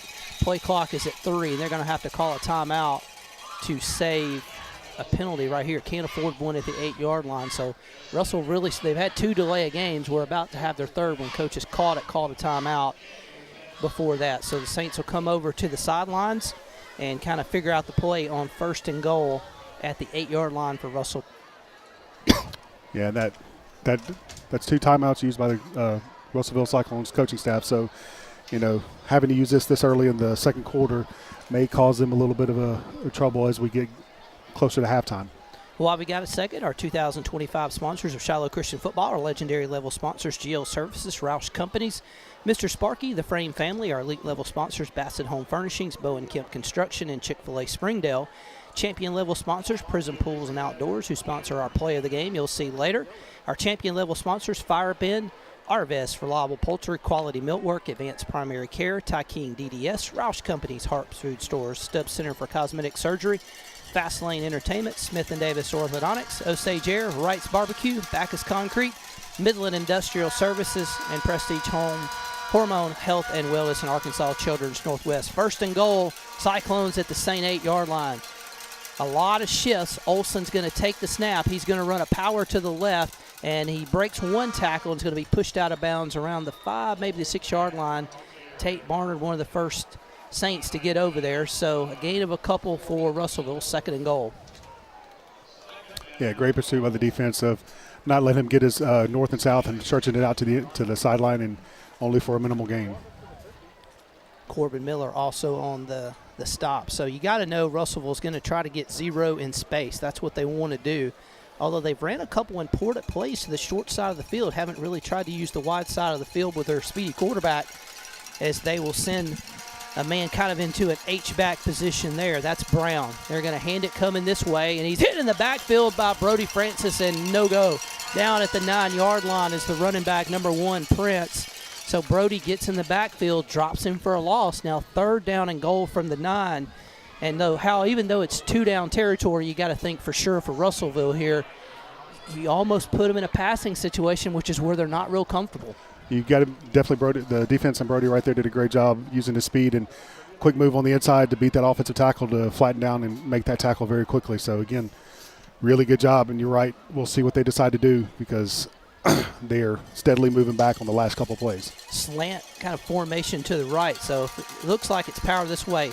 He's going to fake the pass. He's going to take off and run, and Olson cuts inside to the 6, and he's taken down at the 5. Good pursuit by the Saint defense right there. They cut him back inside where there were more white jerseys waiting. So 4th and goal for Russellville at the Saint 5. They started this drive at the Shiloh on the Shiloh end of the field after a turnover down by the Saints at their own 46. So they had 44 yards to go. They've gotten 39, but the last 5 are what Russellville has to get on this play, or Shiloh will get it back. 8:32 to go in the quarter. They're actually going to try a field goal, and it's going to be up and good. So Jesus Perez, they kind of slipped him on. Perez, who's their kicker, also will play wide receiver a little bit, so you kind of have to be interested to watch him. He can do several different things for the Cyclones, but they take the field goal to cut it to a 25-point game, 36-11. And you know how I think that's just one of those things. I think if you're just the Russellville coaching staff, you're like, just keep our guys in the game somehow. Yeah, try to get points anywhere you can, and you got to do it. And I would say, to have the ball on their side of the 40 or their side of the 50, and then for the defense to step up and force them to a field goal, I think that's a win for the Saints all day and every day. Kind of talk about that last play on that third down play. I think Xander Salter and Mason Mounts did a great job of coming up the field and making sure not to let the quarterback continue to stretch it out and force him back to the inside, where you had a lot of friends there waiting to meet him, and they did it in a heartbeat. Yeah, good to see Mason Mounts on defense, because that means the Saints have had some healthy offensive linemen. Mason has had to do a little bit of both for Shiloh this year, playing offensive line, defensive line. Mason has been, Coach talked about him in the pregame show a couple weeks. He's just an absolute warrior out there on the football field. He's done a lot of things. And then how in the spring he pitches the baseball pretty well too. He doesn't do bad, not at all. We're definitely blessed to have him on the mound. Great left-hander, great curveball, great changeup. Helped us out a lot, and can't wait to see him on the field this year. At the 40, Russellville will sky kick it. They're going to take a page out of the Saints books. They're going to run all the way across the field, trying to get on the return to the 30, to the 35, to the 40, and then run out of bounds right there is, I believe that's Sabatini, if I'm not mistaken. Hard to see the number from here, but Landon, the sophomore, is going to return it. 8:17 is where the Saints will start this possession here in the second quarter. Yeah, great return to get us on the 40-yard line to make it a little bit easier drive than it could have been. So good job by Landon getting across the field and getting as much yardage as he could. So possession number 7 for the Saint offense in the first half. 5 of the first 6 ended in touchdowns. Griffin Mason to the midfield to the 40, Griff to the 32, and he's going to be taken down there. But Griffin looks healthy and ran that one hard over the left side. So good to see him back after the injury. He sustained a little scary injury in one of the games against Lincoln Christian early in the football season. At the 32-yard line, Cole, play action to Griff. He's going to fire an out route. It's caught at the 21. And, oh, what a stiff arm. 10-5, walking in the end zone. As Slaughter just stiff-armed his man to the ground. Touchdown, and boy, how that's every receiver, running back's dream in an open field to stiff arm a guy to the ground. Absolutely. 2 plays, 6 points. Can't ask much better. Offensive line, another great job. Going back to the play with Griffin running a minute ago, on the left side of the offensive line with Maddox Welburn, and Hagen did a great job of opening it up for him. So 7:53 to go in the first quarter. Saints out to a 42-11 lead. Shallow's going to go for 2. Rolling Creighton. He wants to throw it. Doesn't have anybody. Just rolling, giving ground all the way back to the 20, the 25. Cole gets it away, just lofts it in the air, and it's incomplete at the goal line. Oh, there's a flag. So we'll see. More than likely, this is a man downfield. And, yeah, that's what the official's going to signal. When you have a quarterback that runs that long, I don't know very many offensive linemen who are not going to get down even if you're not trying to at that point. So. Yeah, that's really tough, but I'm not going to lie. That's the second time in 2 nights we had the same thing happen last night in the junior high game, where we've been called for a legal man downfield on an extra point play. I don't think I've ever seen that in my entire career of watching football and playing football. It happened in the 7th grade game, last night. That's what it was. Unbelievable, yeah. I laughed when I saw it. I was like, I don't know if I've ever seen it on a 2-point play. Yeah, I was kind of dumbfounded a little bit and just wondering, like, how did that happen? So can't wait to go back and watch that film and see what happened specifically with the 7th graders. Here's the replay of that touchdown pass from Cole to Slaughter. It's going to be officially 33 yards for the touchdown pass, and just a great stiff arm. And, boy, that's fun if you're a receiver to be able to stiff arm a man to the ground. So Shiloh, who started that drive on their own side of the field, didn't stay there very long as they marched down the field and get the touchdown. So 33 yards from Cole to Slaughter, 6 touchdowns and 7 possessions for the offense. As there's a kickoff is taken at the 22. 25, going to go to the 30. He's got a little bit of a hole, and then he's going to be taken down at the 35-yard line. Yeah, great job on Will Fire staying in his lane and making that tackle, not letting him get any farther up the field than he did. So Will, the sophomore, makes a tackle. There's a flag down at the 32. It is holding against Russellville on the return. So if you're wondering why the official's back to the camera, is because an official will always signal toward the home press box. So our cameras are set up, as you can tell. If you kind of look the Cyclone in the middle of the field, the next time the play comes up, our cameras are on top of the visitor stands. So the official's a little bit away from us and a little bit behind us on that. But either way, it's going to be backed up to the 24-yard line is where Russellville's going to start this possession. 7:48 to go here in the first half, and it's been dominated by the Saints 42-11. Russellville had a short drive last time. They went 39 yards and kicked a field goal from 24 yards out to give themselves the 11th point of the game as they trail 42-11, 7:48 to go. So a little bit look of a spread look right here. Let's see if they're going to run the quarterback. You've got an offensive tackle sitting there on the hash right now, so trying to trick us up a little bit. They're going to run kind of an RPO almost look right there. And Olsen is down at the 15-yard line. And I'm not sure. And the receiver who caught the ball, he's ripped his helmet off. He's laying on the ground too. Olsen ran an RPO right there, which is what that is, if you're not familiar, is what's called a run-pass option, which that means the quarterback can take off running or he can pull it and pass. Really challenging on the offensive lineman, Hal, as you would know. Absolutely. Because you could run or pass, but you can't get down the field on a pass. But the danger with that, if you run the RPO, is if your quarterback holds it a long time, he's live, and he can get hit. And Olsen took a shot right there as he pulled it very late. Yeah, very much so. And the other danger you get, because when you think about it from an offensive line perspective, they're not thinking about pass. They're always thinking about run when an RPO is going. So that risk, as you said, about an offensive lineman getting downfield and getting the penalty for illegal man downfield is always there and always evident. But that's just kind of the risk and the reward you have when you do an RPO type philosophy when it goes from an offensive perspective. Well, a little quick update on that Van Buren Southside game. There are under 2 minutes to go in the first half down in Van Buren in the River Valley tonight. Hey, there's Hal. I'll move. Well, I can't move over. I don't think I can get any way. There's a little bit. There we go. There's Hal and ourselves up in the booth. Hey, we're going to shout out Russellville, Hal. Been doing this for 3 years. This is by far the best setup we have had of any place on the road. So, Cliff, you get to be jealous tonight as Hal gets the joy of this one. Yeah, this has been very nice for the first time to do this. Very comfortable, nice, thankful it's not raining, but if it did, it wouldn't bother me because we'd be nice and dry sitting in this box. Yeah, rain would be great up here. And so, again, we have the offensive lineman down for Russellville. They're trying to take care of him.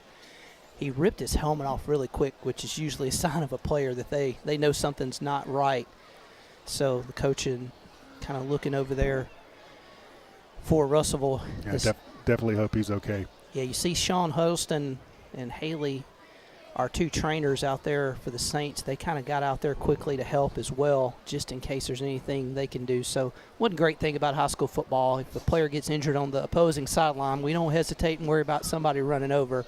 Someone will go check on them immediately. So care about both of those young men on either side, no matter if they're wearing black or they're wearing white. 100%. I mean, we're very fortunate that we've got a great medical staff with Sean and Haley and with Dr. Yolanen and such. So really appreciate the things that they do and the willingness to go out there, and regardless of the player that's on the field, that they're out there helping to make sure that player is okay. Well, while Russellville tends to their injured player, hope that young man's going to be okay. Let's take a timeout. 7:41 to go here in the second quarter. Saints 42, Russellville 11.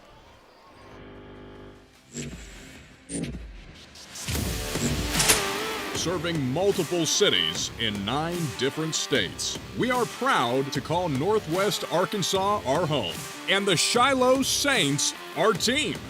Mr. Sparky, Northwest Arkansas's favorite electrician. Shiloh Saints. Let's go!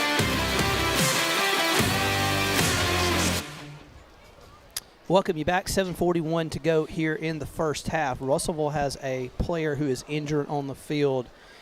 They've got him to be able to sit up, which is awesome. So they're going to be able to help him back up. But Not sure what the injury is to their big offensive lineman, but Yeah. good news is he's walking off the field. Yeah, great to see him walking off the field under his own power. You never like to see any player down for an extended period of time, but the fact that he was able to get up and walk off the field under his own power is a great thing to see. So that's Matthew Casto. He's a sophomore offensive lineman for Russellville. So he's two things to tell you. If you got an offensive lineman who looks that size, Hal, and is a 10th grader playing, tells you what a talented young man he is. Absolutely. So backed up, it's 2nd down and 6. Russellville's going to run it right up the middle. Boy, the quarterback, Olson, he took a shot at the 31-yard line. So it's going to be a little bit short of the first down. 3rd down and 2 coming up on that play. So, actually, they may have swapped. Yeah, I think it's number 15. The 37. Well, I guess that makes sense because Olson was down. I almost had forgotten he was also down on the play with the offensive lineman. So looks like he's walking across the sideline with his helmet off, but he's walking under his own power. So maybe going back in shortly, but as of right now, he is on the sideline. And here it looks like he's coming in right now. Yep, they're going to bring Olson in. So watching film on Russellville was very interesting. They had about 3 to 4 different guys we had marked down at quarterback, and the guy that they brought in on the last drive was not somebody they had seen on the previous plays. So getting creative. Speaking of creative, here's a 5-receiver formation to the left. They're going to fire it out. It's a backward pass. There's a flag down at the 30. Fumbles the football. Saints are going to follow it at the 31. There's also a flag down as one of the Russellville players is down at the 31. I'm not sure if that's going to be a late hit possibly on the Saints for that one. Pretty sure how that was an illegal formation to start the play. Yeah, got the ball on the ground. Looks like quarterback's on the ground again. So we'll see what – a lot of flags, a lot of things going on. We'll see what the ultimate call-out is hopefully shortly because there was a lot of things happening on that play.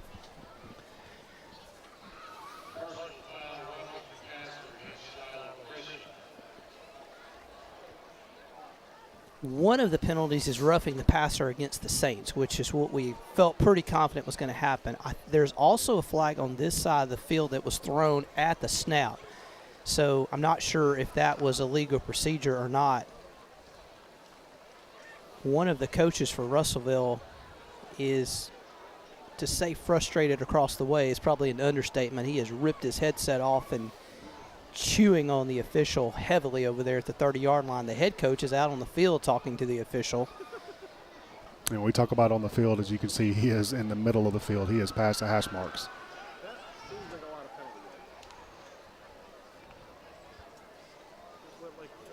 I guess they must have picked the other flag up and went straight with the roughing the passer in that play, so that does give them a first down.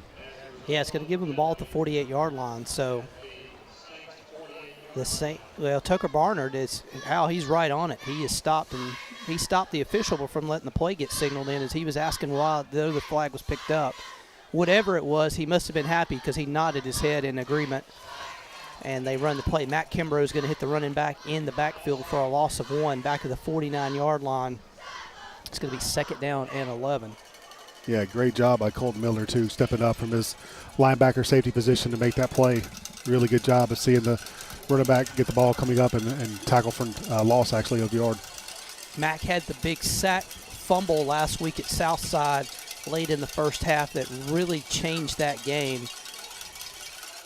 That the Saints were kind of in a fist fight there with Southside for a long time, but then were able to get that strip sack fumble and then really dominated the game from that point on. Trips to the right for Russellville, and I think the Cyclones are going to burn another timeout as the play clock, I believe it was at 0. They reset it to 25 real quick, but I think the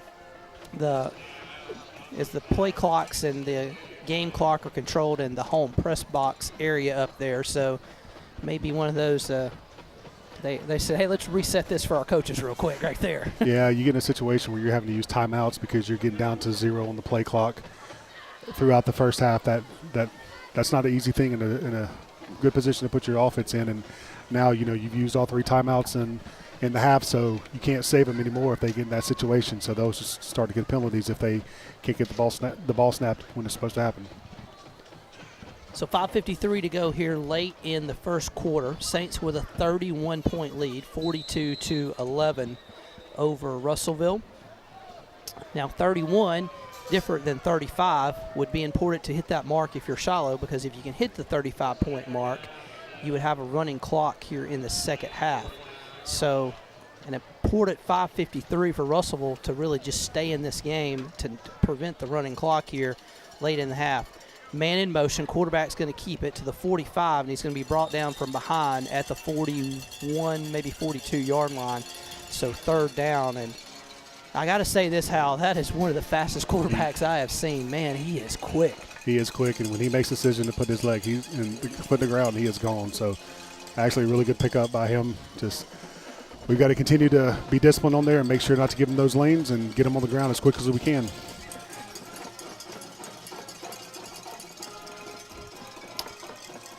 Well, we got that Van Buren Southside game kind of up here. We're watching that one as those two teams just went to the half right there. Third down run here for Russellville, and they're going to get a first down as the quarterback powers ahead down to the 36-yard line. Good job of blocking by the Russellville. They kind of collapsed the inside of that drive. As I mentioned, how we have that Van Buren Southside game kind of up here, just keeping a score. Van Buren just tried a 57-yard field goal to end the first half, and he missed it by a yard. Wow. Just almost had it there. What a luxury to have a kicker that can make it from that far. Just crazy, the ability of kickers these days. It is insane. Insane. At the 42-yard line is where Russellville will have it at Shiloh territory, 1st and 10. They're going to run the quarterback on the left side this time. He's only going to get a couple to the 35-yard line. Yeah, good job by Corbin Miller getting up there and getting on the ground quickly. So small gain there for Russellville, 2nd down and 8. 4:17 to go. Yeah, you think about the kicking game, a 50-yard field goal used to be a big thing for kickers to do, and now you're seeing high school kids hit 50-yard field goals, and then you have Brandon Aubrey of the Cowboys, and he's just in his own world. Absolutely. It's amazing to see how technical it is. Most people think kicking is easy, and that's one of the most difficult things on the football field to do. You just don't realize how difficult it is to kick a field goal or even punt, and the technique that has to go in for that. At the 35-yard line, they're going to run just a handoff to Prince, and he gets nothing back to the line of scrimmage. And Hal, I noticed one thing right there. The quarterback who's been hit, he's been down a couple times tonight, handed that one off a little bit quicker. He didn't hold it as long, and you talk about the physicality of the defense the last few weeks, and that's a play that's not going to affect anything in the stat book, but the quarterback handing off quicker makes the defensive job a little easier. Absolutely. The more you can hit them, the more you can get them on the ground, the better it may be, especially as you get longer into this game when you get into the third and fourth quarters. If they're getting hit and popped and knocked on the ground a lot, they're going to start moving slower and make a little bit different decisions about stepping up in the hole and getting those runs. So Max and Brody take the running back down at the 35-yard line. No gain there. 4th down at 9. 3:11 to go in the half. Russellville does not have any more timeouts left. They have burned all 3. So whatever 4th down play they want to go for here, they're going to have to get it from the sidelines. It's 4th down and about 9 from the 35-yard line. Play clock's at 4. I don't know if they're going to get this off. 3, 2, 1. They're not going to get it off. They're going to have to take a delay. Now we'll see if they decide to punt the football on what would be 4th and 14. Looks like they are switching out their personnel to do exactly that, which gives us about 2 minutes and 30 seconds to get a chance to potentially, as you said, get the ball back into the end zone and cross that 35 mark, getting in the second half to where we can have a running clock for the entire second half. So 4th down, I think the Saints actually may have declined the penalty to make the punt a little bit tougher right here.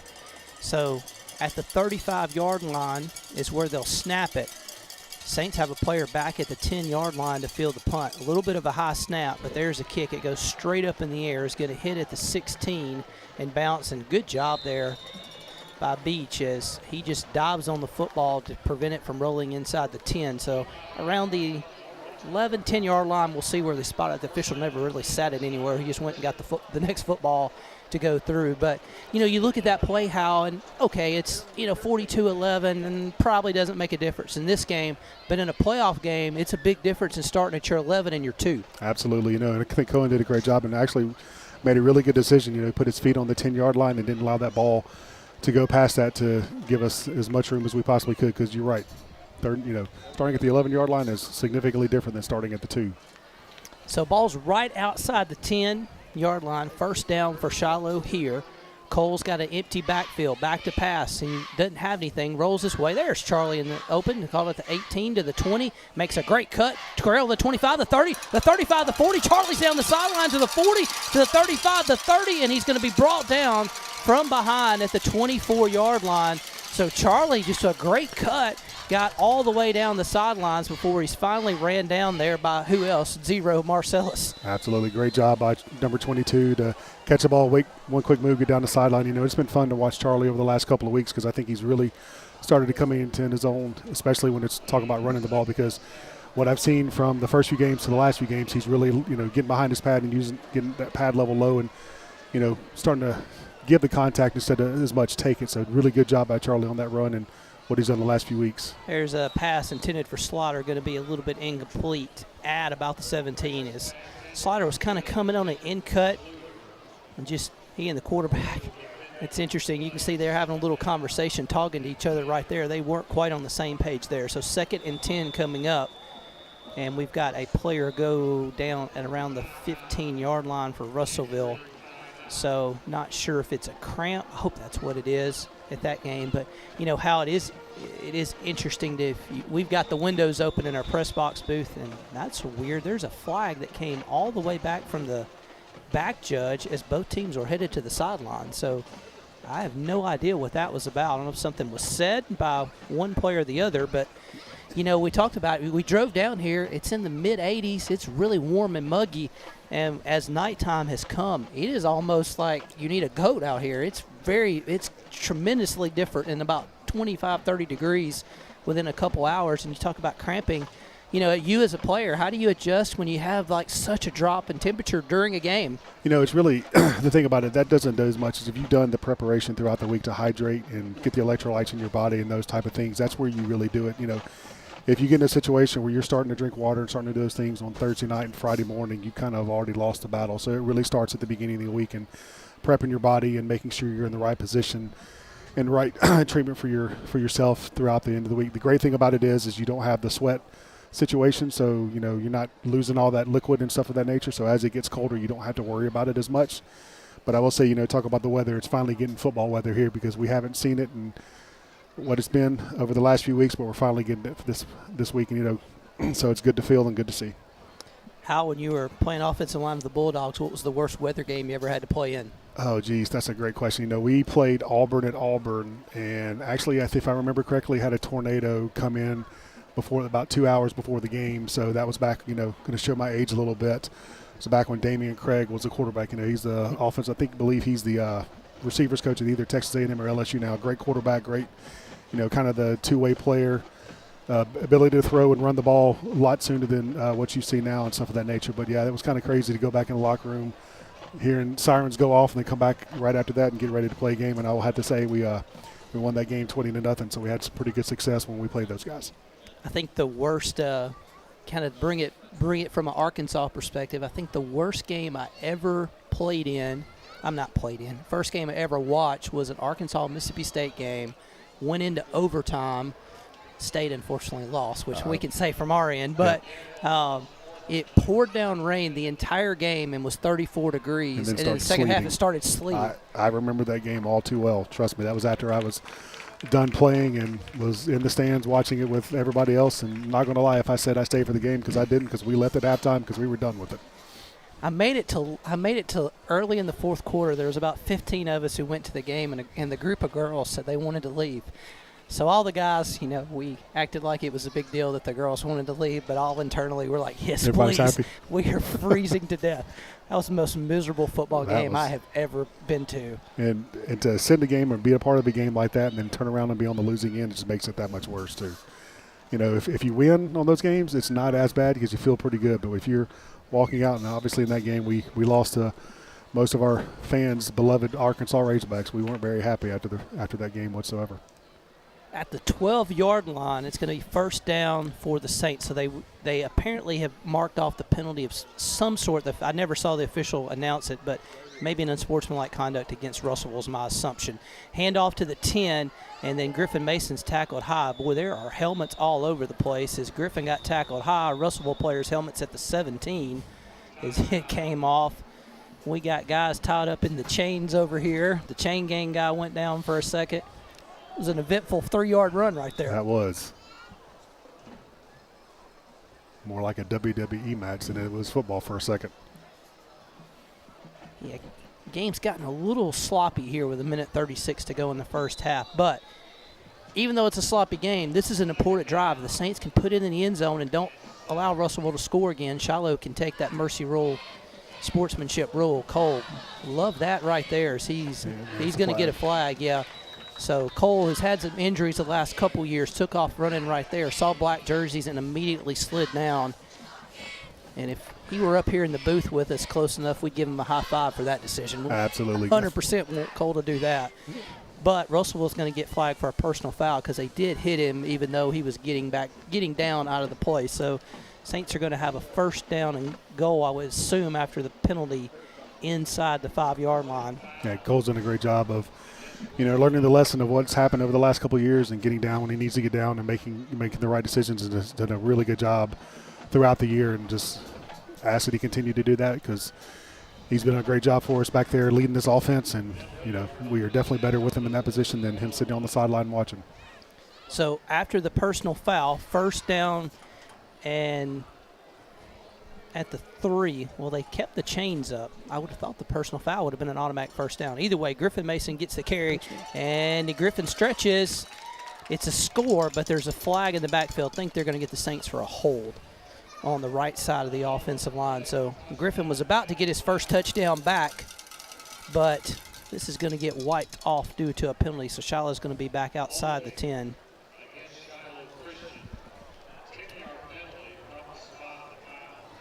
So holding will send the Saints back to, let's see, officials are still waiting to spot at 13-yard line. So 10 yards from, they'll call it what's the original line of scrimmage. So second down, I'm sorry, it'll still be first down, but first down back at the 13.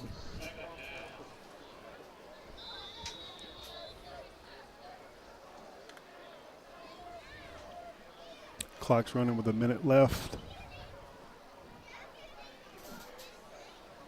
58 seconds, again, clock running. Saints don't want Russellville to have an opportunity here at the end of the half, so they've got all 3 timeouts, so you can manage the clock any way you want to with any formation. Cole's going to get this play, roll this way, looking, fires in the corner, and he hits the back of the defender for Russellville, incomplete in the end zone. A little bit of words there from the Russellville defender at the Saint wide receiver. Official kind of jumped in and broke that up a little bit, so second down from the 13. Yeah, a little extracurricular activity from the cornerback for the Russellville on Chandler Kemp. So let's see what happens here.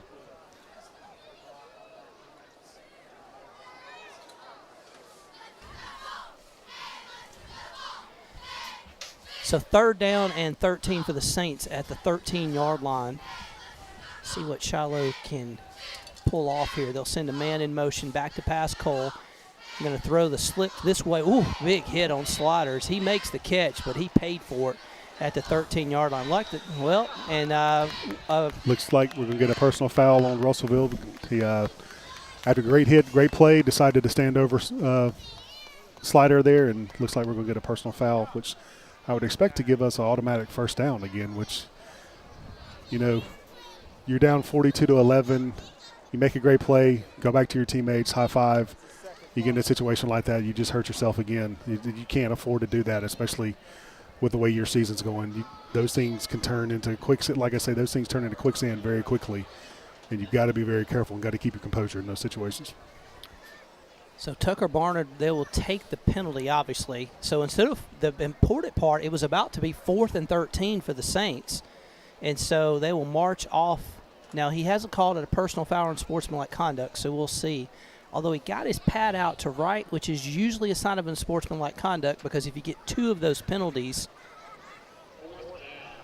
you would be ejected from the game. So the official is, I think, trying to reset the game clock. He's saying something toward the press box over there. They don't have a crowd mic on the referee that I can tell. Or if it is in the stadium, we're kind of unable to hear it from our sideline. So yeah, maybe I'm a little rusty on the rules, but I'm kind of confused how that's not a first down. I was thinking that too. Tucker Barnard is apparently on the same page with us. I think we're all trying to figure out how it's not first down. Maybe the official hasn't noticed it because he's trying to get the clock fixed to whatever he's trying to adjust there. Yeah, you wouldn't do half the distance unsportsmanlike conduct and not give a first down. Yeah, Tucker's calling a timeout. He wants an explanation as to why it's not a first down. I was a little off, Hal, to be honest with you. I thought the personal foul was an automatic first down earlier. That's but kind of the same way. Us. I don't know if the high school rules are a little different or not, but and again, I may be a little rusty on my rule book and stuff like that. But I'm used to if personal foul happens, even when it's inside the inside the red zone, half the distance to the goal, it's automatic first down. But we'll see what they say. Well, Tucker Barnard's trying to get the same explanation that we're wondering up here in the booth as well, why it's not an automatic first down. So you do have some kind of, tendencies and quirky rules in high school that you don't see. I think you have the 5 and the 15-yard face mask that you don't see in the other levels. I think the one that drives me the craziest is pass interference. You could have 3rd down and 30 and a player get tackled 20 yards, 30 yards down the field, and it's just a 15-yard penalty, and it's still 3rd down. So Absolutely. Even though you benefit the defense if somebody gets behind you on 3rd and long, just pull them down. You got nothing, you still got another shot. So hopefully we've got everything figured out and get a chance to get this ball across the goal line and get another score before halftime. 30 seconds left. Looks like the White Hat is going to talk to signaling for play.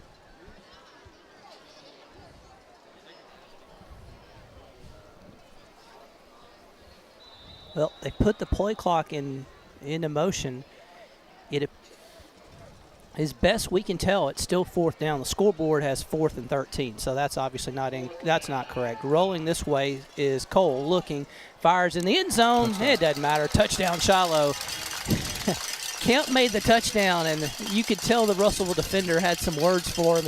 Kemp just turned around and looked at him and didn't say a word. Yeah. Good job by Chandler there, as you could tell from his quick reaction. Something was said, but great route by Chandler to get in the corner end zone. Good ball by Cole to put it where nobody else could get it but his guy. And 6 points for the Saints. So just like the center fielder and the outfield out there for the Saints, caught that one up for the touchdown. 48-11, 25 seconds left to go in the first half. Snap down, extra point is up, and it is good. So Aiden's done a great job with the kicking game tonight. Saints add on another point, make it 49-11. That also puts us over the 35-point sportsmanship rule. So if the Shiloh cannot give up any points here in the last plays, you'll see Cole's pass to Chandler here in the corner of the end zone for the touchdown. Shiloh would have a running clock here against Russellville in the second half of this game, and I don't think there's anyone on this sideline that would complain about knowing you got a 2-hour trip back up the mountain here in a little bit. Not a bit. An earlier departure time and a win is a good night on a Friday night.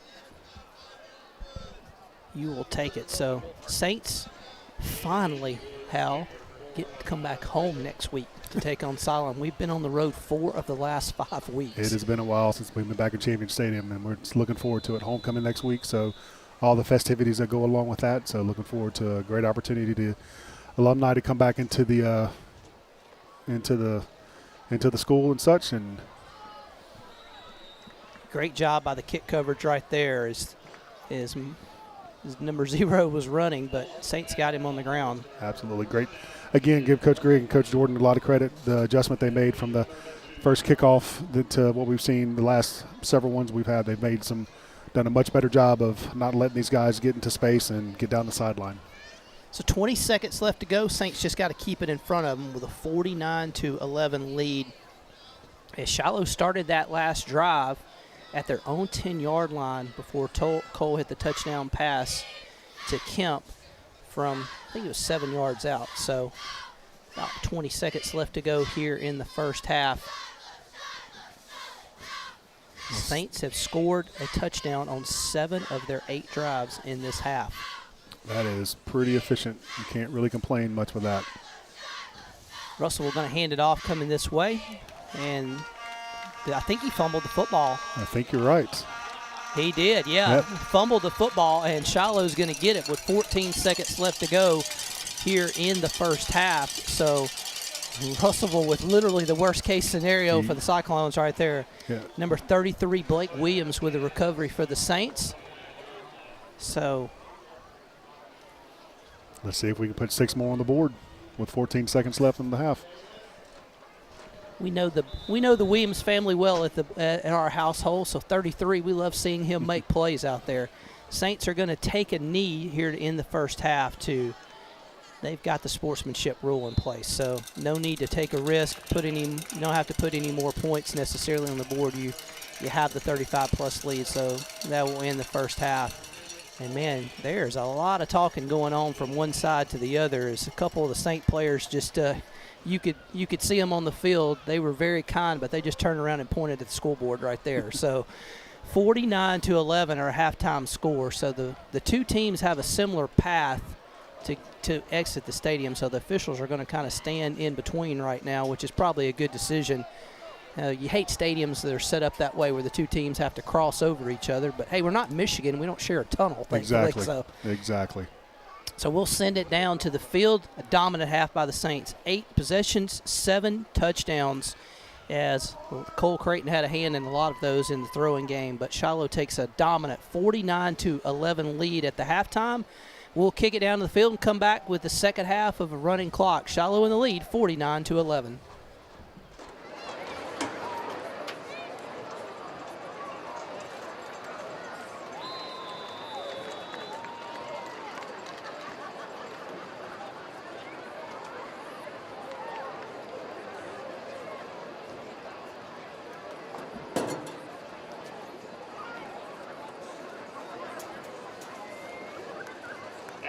For your halftime entertainment, the Russellville High Cheer Team, coached by Karen Shiloh.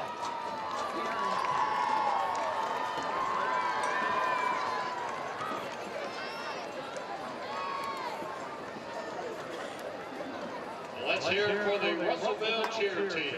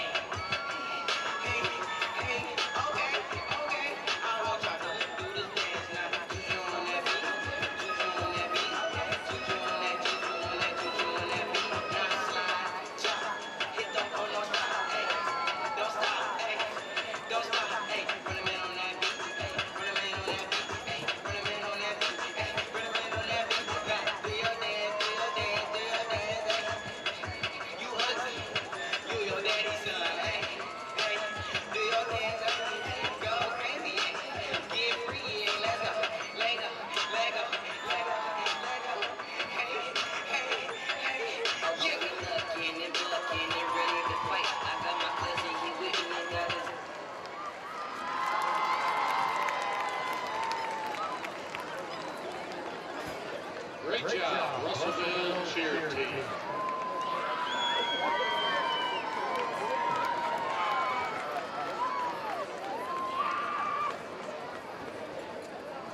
And now the Russellville Dance Team, coached by Aubrey Howerton.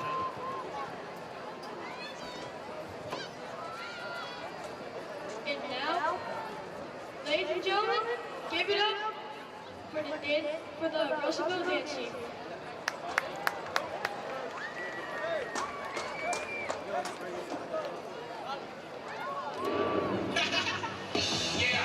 Yeah.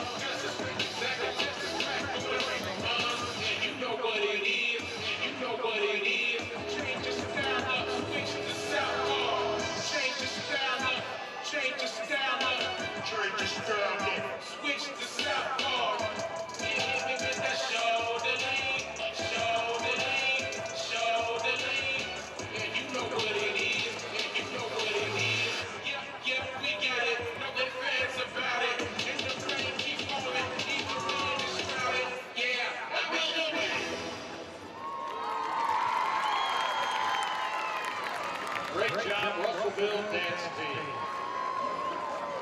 Attention, would Isabella Sanchez please report to the concession stand? Isabella Sanchez, please report to the concession stand.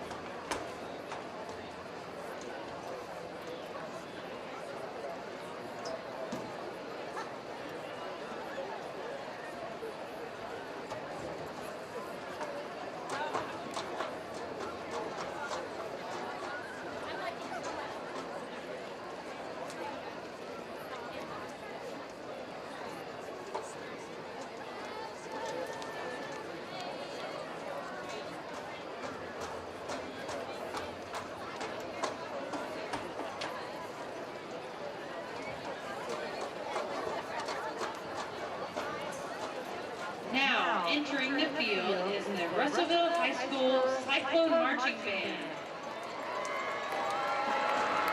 Under the field direction of Jenny Valencia and your 2025 homecoming queen, Maddie Clements.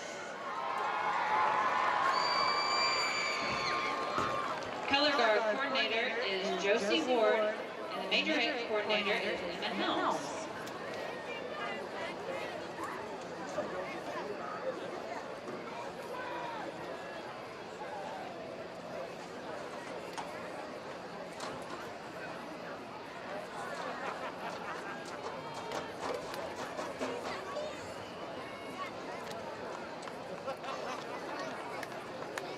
Tonight, we will be performing our 2025 halftime and contest show, Wicked.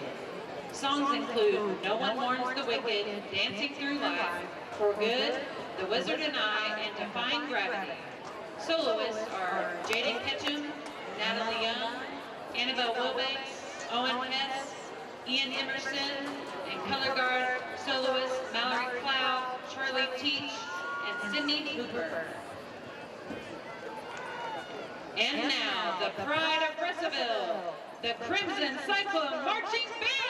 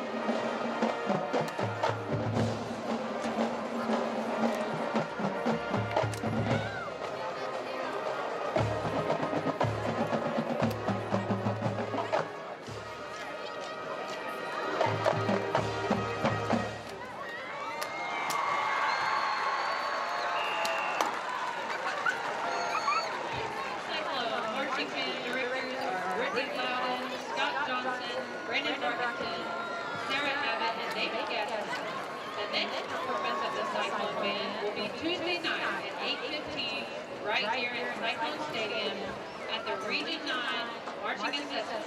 Until then, go Cyclones!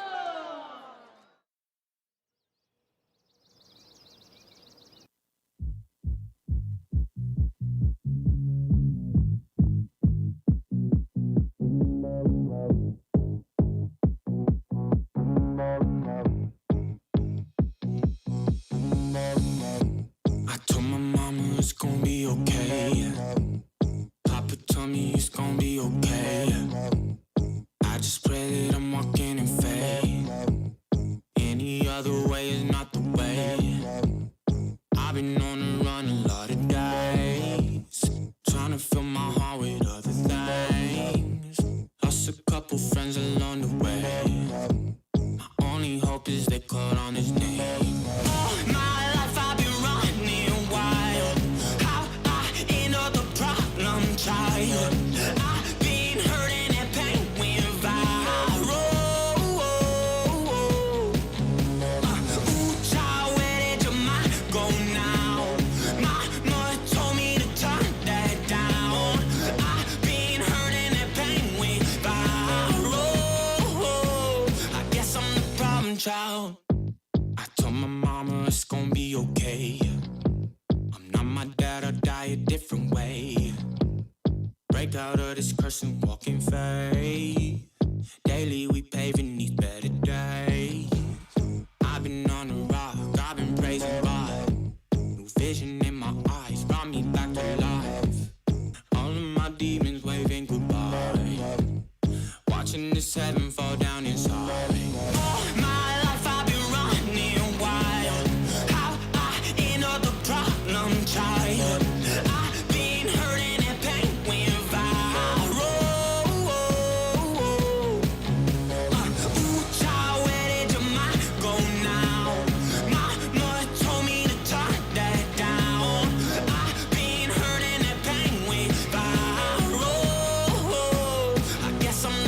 Child.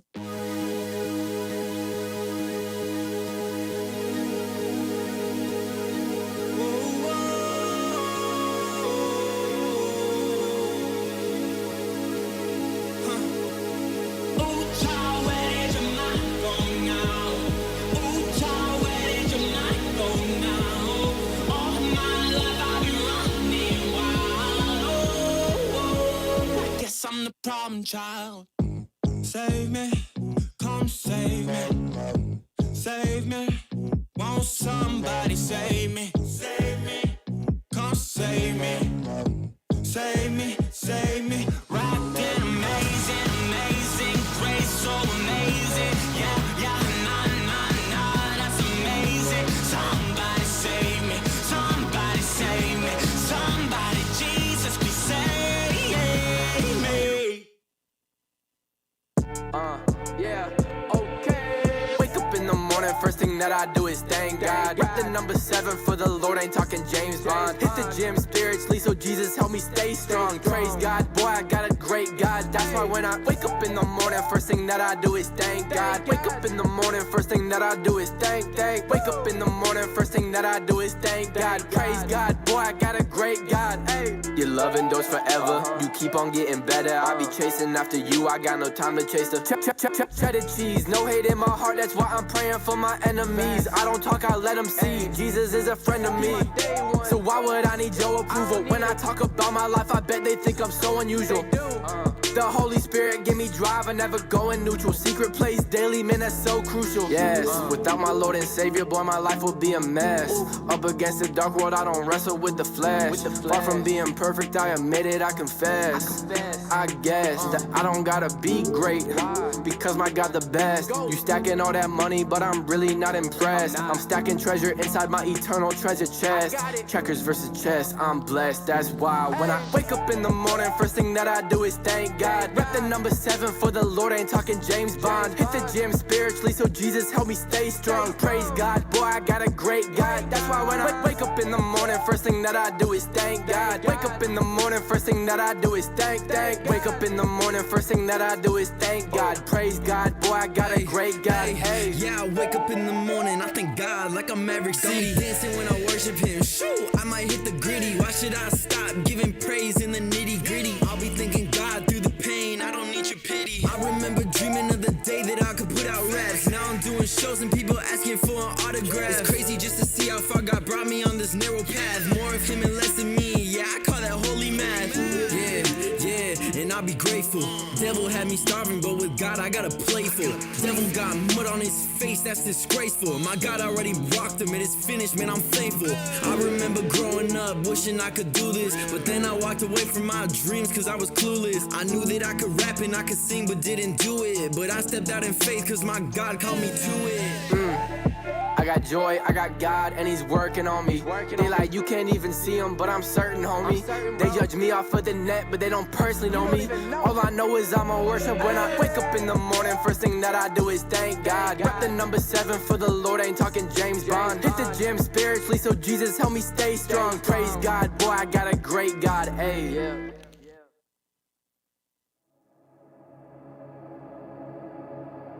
Waymaker, miracle worker, promise keeper, light in the darkness, my God, that is who you are. Oh, waymaker, miracle worker, promise keeper, light in the darkness, my God, that is who you are. He the waymaker. My God is a game changer. Got a big plan, He a big man with a big hand and a haymaker. I done been in the pit, I knew I had to submit. But my God, He got me up, I done had enough. He got me out the mud, and I done caught a bus. Ain't nothing my God can't do. When I was down, my God came through. Dead in my sin, my God made new. I'm a work in progress, God ain't through. Oh, what you know about dirty needles? Down with the low life, dirty people.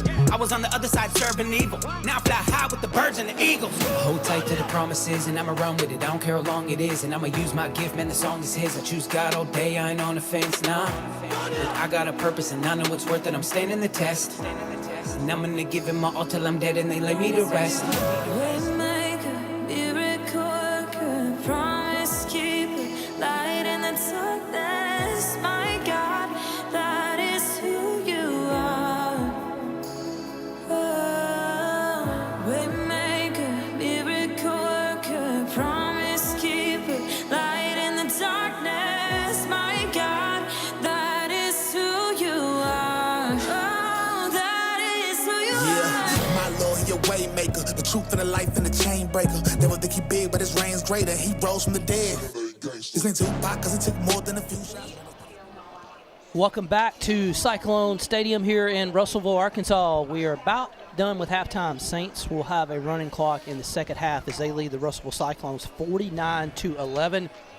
Officially for the Saints in the first half, 9 drives. A little asterisk by the last one. They took a knee to end at the 35-yard line of Russellville. But for the Saints tonight, started the first drive at their own 44, touchdown pass. Actually, a touchdown run from Cole Creighton from 32 yards out. was the first Saints score. The second Saints score was a touchdown pass from Cole to Slider from 16 yards out, 7:53 to go in the first quarter. Saints took a 2-score lead, as you see Cole right there on the camera. Jake Bodenstein, 8-yard touchdown reception with 4:06 to go in the first quarter. That's Jake's first catch for a touchdown of the season. And then Cole hit Cohen Beach from 26 yards out with 3:49 left to go in the first quarter and extended the Saint lead out big.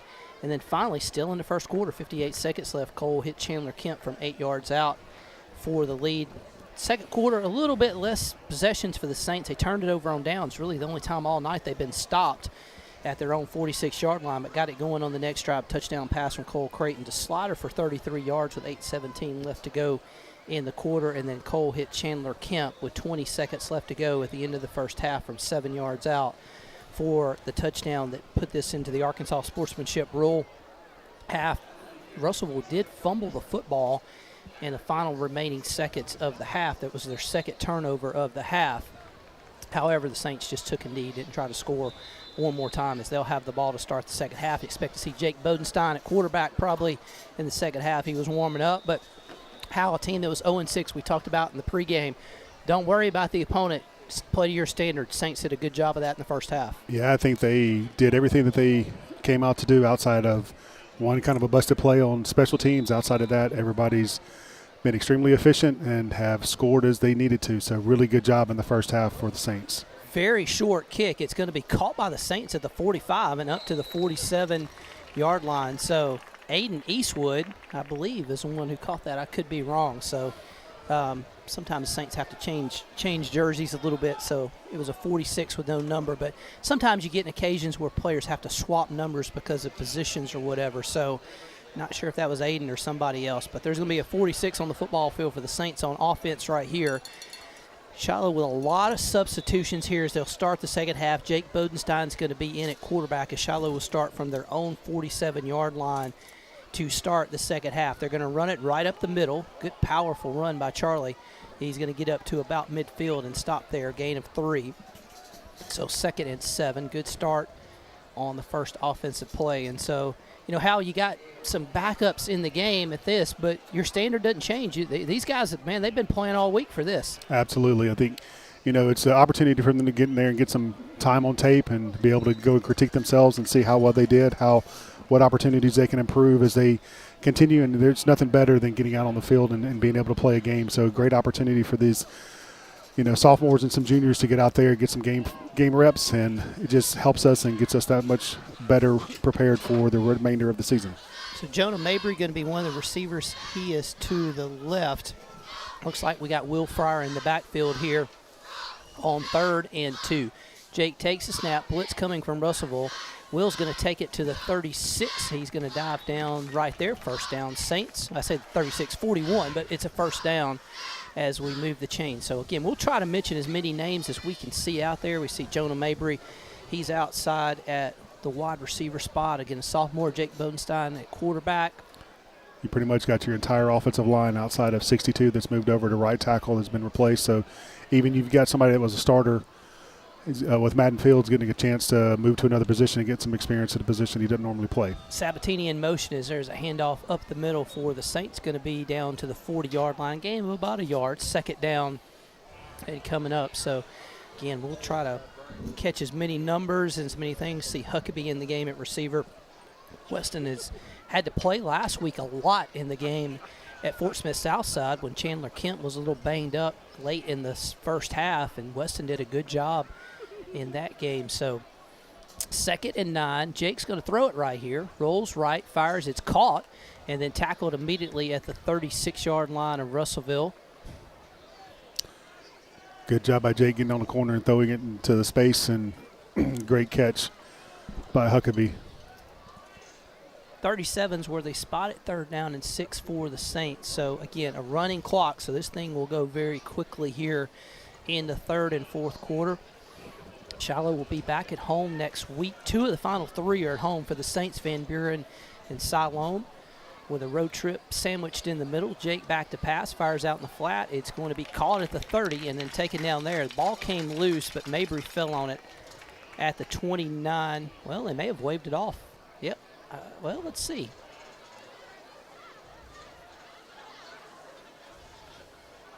Okay, they're going to call it an incomplete pass. I thought it was either a catch and a fumble or maybe a catch and a down. Turns out to be option 3, incomplete. So they'll reset it to the right hash at the 37-yard line, 4th down now and 7 for Shiloh coming up. Yeah, what you want to do in this situation, again, you want to continue to execute with the play calls that you've got, but just continue to get first downs, continue to move the ball. Obviously, you want to score, but try to keep your offense on the field, get as much time, much experience as we can. Got a whistle. I think the Saints might have false started a little bit on the top of the play, or maybe.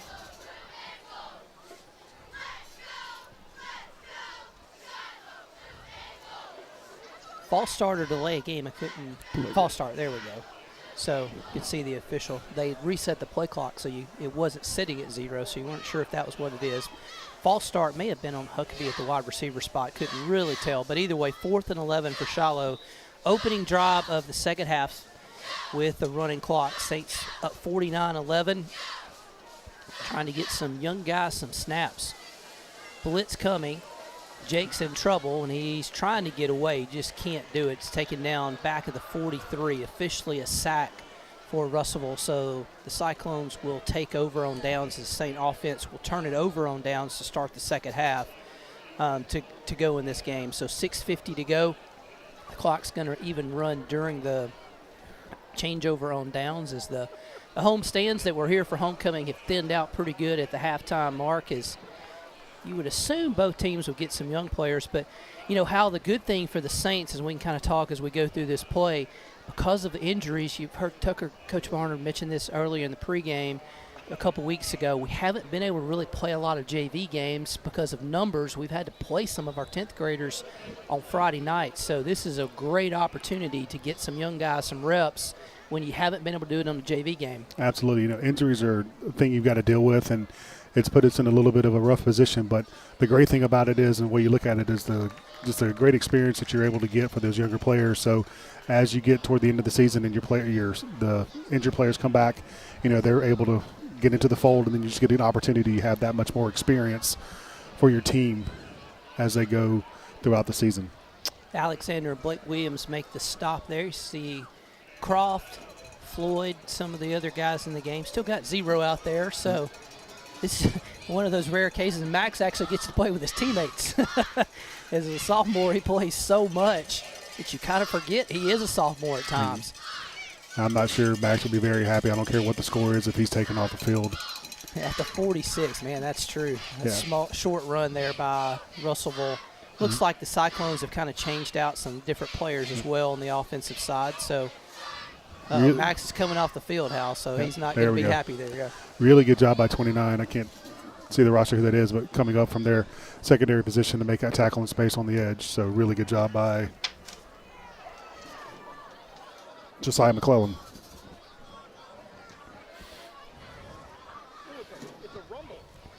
Third and 7 for the Cyclones, 4:53 to go. Third quarter. They're just going to hand it off right there. Good looking running back right there. He's going to carry it down to the 44. That's a first down for Russellville. So really a different running back, but a good look there. He had some speed and burst as hits the hole. So that'll move the chains for a first down for Russellville at the Shiloh 44, 4:27 here in the third quarter. At the end of the third quarter, we'll have the Prism Pools and play of the game, which it will be a Saint touchdown pass early in the second quarter. So that's our Prism Pools play of the game. That'll be coming up here at the end of the third quarter of this game, which will be there in about 4 minutes with a running clock here for Russellville here. Quarterback's going to fake the keep. He's going to keep it up the middle and down to the 28-yard line before he's taken down there. So, again, you see some different Saints in there. Jonah Mabry made the stop for Shiloh. So, second down run is a first down. It's going to be a first down and 10 for Russellville at the 29-yard line for Shiloh. Still got a couple of starters on the defensive line with Big Xander and also with Brody Francis out there, just trying to continue to work and plug those holes and get that pressure that we need to go from a defensive line of scrimmage. Great job by Brody right there, just wrapping up and driving in the backfield. Brody dominated his guy who was blocking him on that play, got in the backfield and hit the running back for Russellville before he could barely even get the handoff. So that running back is number 4, Jerron Brown. He's a senior. Russellville with about 70 players on their depth chart. So, but if you look at it, they've got a lot of juniors and a lot of sophomores on this team. So in some ways, Russellville's still somewhat of a young team, maybe part of the reason they're struggling. And fortunately for the Saints, number 0 will make an appearance possibly next year as well, as Marcellus is just a junior, their quarterback. Play action rolling this way. They're going to throw it. It's going to be caught and then knocked off his feet hard at the 29-yard line as Barnard knocks him out of bounds. Short gain there for the Cyclones, and 3rd down and 10 coming up. I think that may be their first completed pass of the game. Yeah, I think you're right now that you think about that. So Russellville doesn't have any live stats that we can see, but I think you're right. But we're watching them on film. That's kind of who Russellville is. Yep. They want to run the football, Control the clock. Yep. Yep. Back to pass. They're going to try 2 in a row, and this one's going to go incomplete at the 25. Good job by Tate Barnard to get over there and see the ball coming that way and break up that pass. Secondary hadn't had a chance to get a lot of work. You usually see Xander and those guys flying around the field, making interceptions, making some great plays, and tonight just wasn't one of those nights. But, that's the kind of games they had. They did what they needed to do to keep Russellville's offense off the field and the points off the scoreboard. So at the 29, 4th and 10 for the Cyclones. Let's see what they've got here. They're going to probably have to throw it. It's going to throw it to the back out of the wheel route. It's intercepted. And down the sidelines, and pick 6 is coming. To the 30, to the 20, to 15, 10, 5. Tate Barnard's in the end zone with a 60-yard pick 6 for the touchdown. So Tate knew what was coming on 4th down and 10. They were going to try that wheel route, and Tate picked it off and runs it in for a touchdown. So Shiloh's going to cross the half-century mark and roll it over 50 with the 60-yard interception return for a touchdown by Tate, and put the shark head on. That's the ultimate one right there. You not only get the turnover, you get points off of it as well. Yeah, great read by Tate to get that ball, pull it out of air, and go down the sideline and score a touchdown. So Tate with the 60-yard pick 6, and the Saints take a 55-11 to lead in this game with 38 seconds left to go. With the running clock, I doubt we'll have a kickoff here. So again, we'll have that prison pools and outdoors as the extra point is blocked. Saints couldn't quite execute that one there. Yeah, so, I don't think as you watch film when they get in the meeting room on Monday, they're going to see that and kind of not be very happy with themselves. You saw a guy come right up the middle and just make it kind of easily and stuck his hands up and kicked it right in the body. So you got to be a little bit stronger in the middle and not let that happen. Well, Edwin Castro was the quarterback who was in for Russellville. He played a little bit when Olsen went down last week at Mountain Home, and again, not a passer that you see a lot to go through. So, but you've got some young guys out there who don't throw it a lot, and it's kind of a different look. So we are going to flip sides of the field. While we do that, I tell you what, let's flip it down to the Prison Pools and Spas play of the game.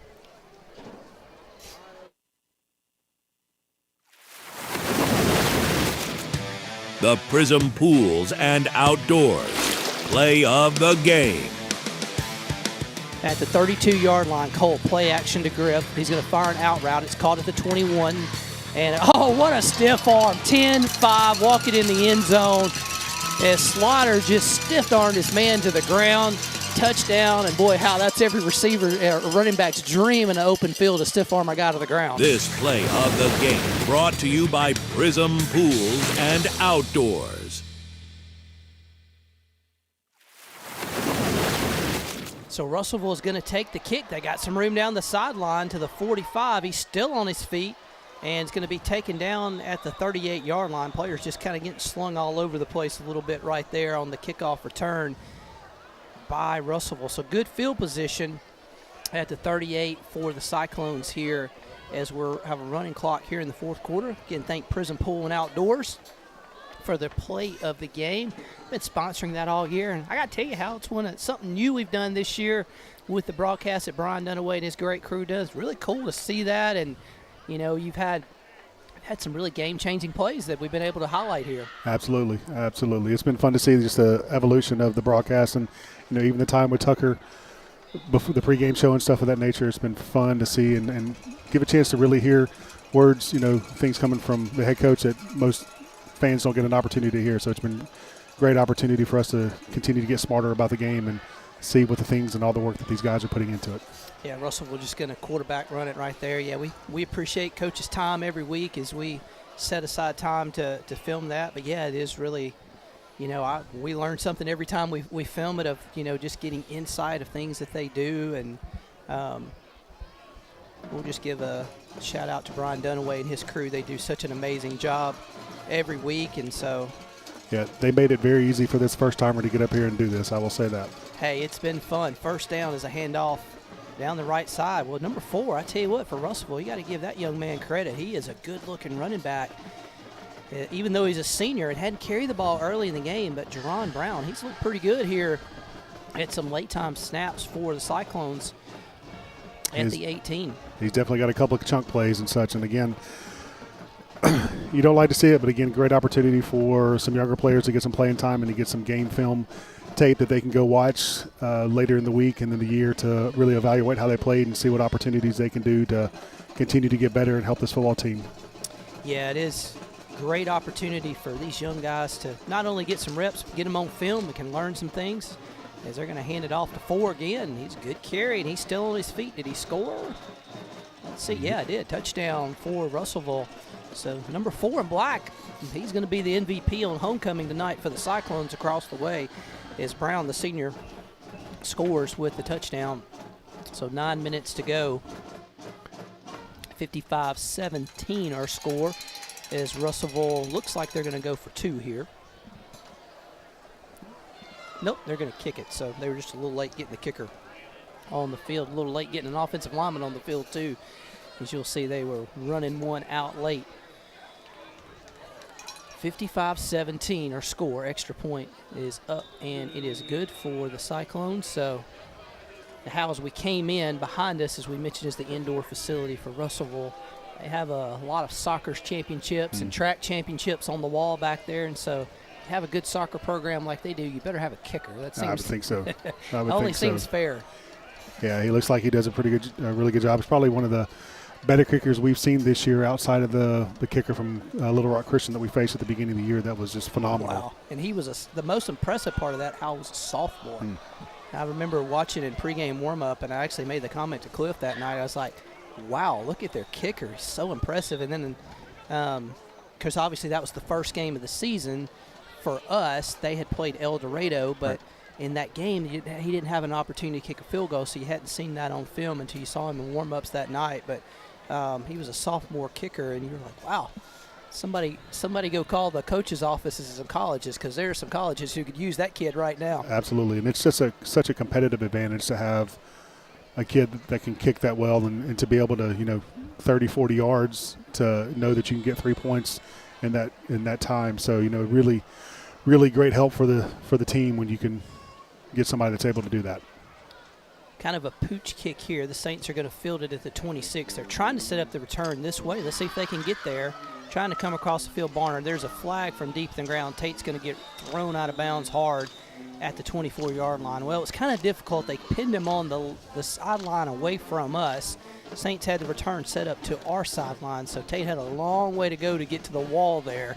And then we had a block in the back that happened, so Saints are going to be backed up a little bit early in this possession as we're about the halfway point of the fourth quarter. So quick rundown really quick of our 6A West. Again, coming in tonight, Greenwood and Van Buren were the only 2 undefeated teams still in conference play. So right now, if the score is correct that we're seeing, Van Buren and Southside are 10-10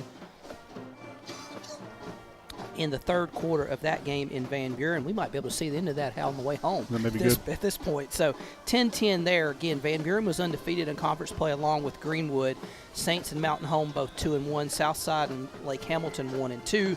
And Russellville and Cyclone were the only winless teams at 0-3 in conference play. So Shiloh kind of had to take care of business tonight. They've done just that. There's pass out to Mabry in the flat. Jonas to the 15. He's tripped up at the 17-yard line and knocked down there. But good pass for about 8 right there. Is Mabry, who's always had some speed at the wide receiver position, got to show a little bit of there before he got chopped down. Yeah, good opportunity to show his hands off and what he does with the ball in his hands after he makes a catch. So Jonah gets about 7 on first down. Saints not quite going that hurry-up speed that you always see. They're kind of trying to be a little bit patient here, too, with 5:28 left to go. There's a run play to the middle. Kind of push the ball forward for maybe a yard, but not much there. 3rd down for Shiloh coming up here, 3rd and 3 with 5:15 left to go. Yeah, that Van Buren Southside game, 10-10 at Van Buren. So Van Buren come in undefeated in conference play. We'll see that. And then in the East, which we'll start to keep an eye on in the next few weeks, particularly as we go close, as we'll see what the playoff brackets look like. But it is a 5-way tie for first place in the 6A East right now. So just kind of a mess in the East. Oh, well, we got not 1 but 2 Russellville defenders who jump off sides on 3rd down. So that will give the Saints a first down. But Sylvan Hills is kind of in the lead. They have some tiebreakers. They've gotten a couple early big wins. And at Sylvan Hills, how probably one of the best stories in the entire state of Arkansas, team that was 0-10 last year, and now they may win the 6A East this year. Incredible. They've really turned it on. I think that if I remember kind of the research I've done, they've got a running back that's done phenomenal this year. So to see that turnaround, and, we have a good chance of potentially seeing those guys in the playoffs and such. So it'll be a good opportunity for us to go play somebody else we haven't played before and see what we can do.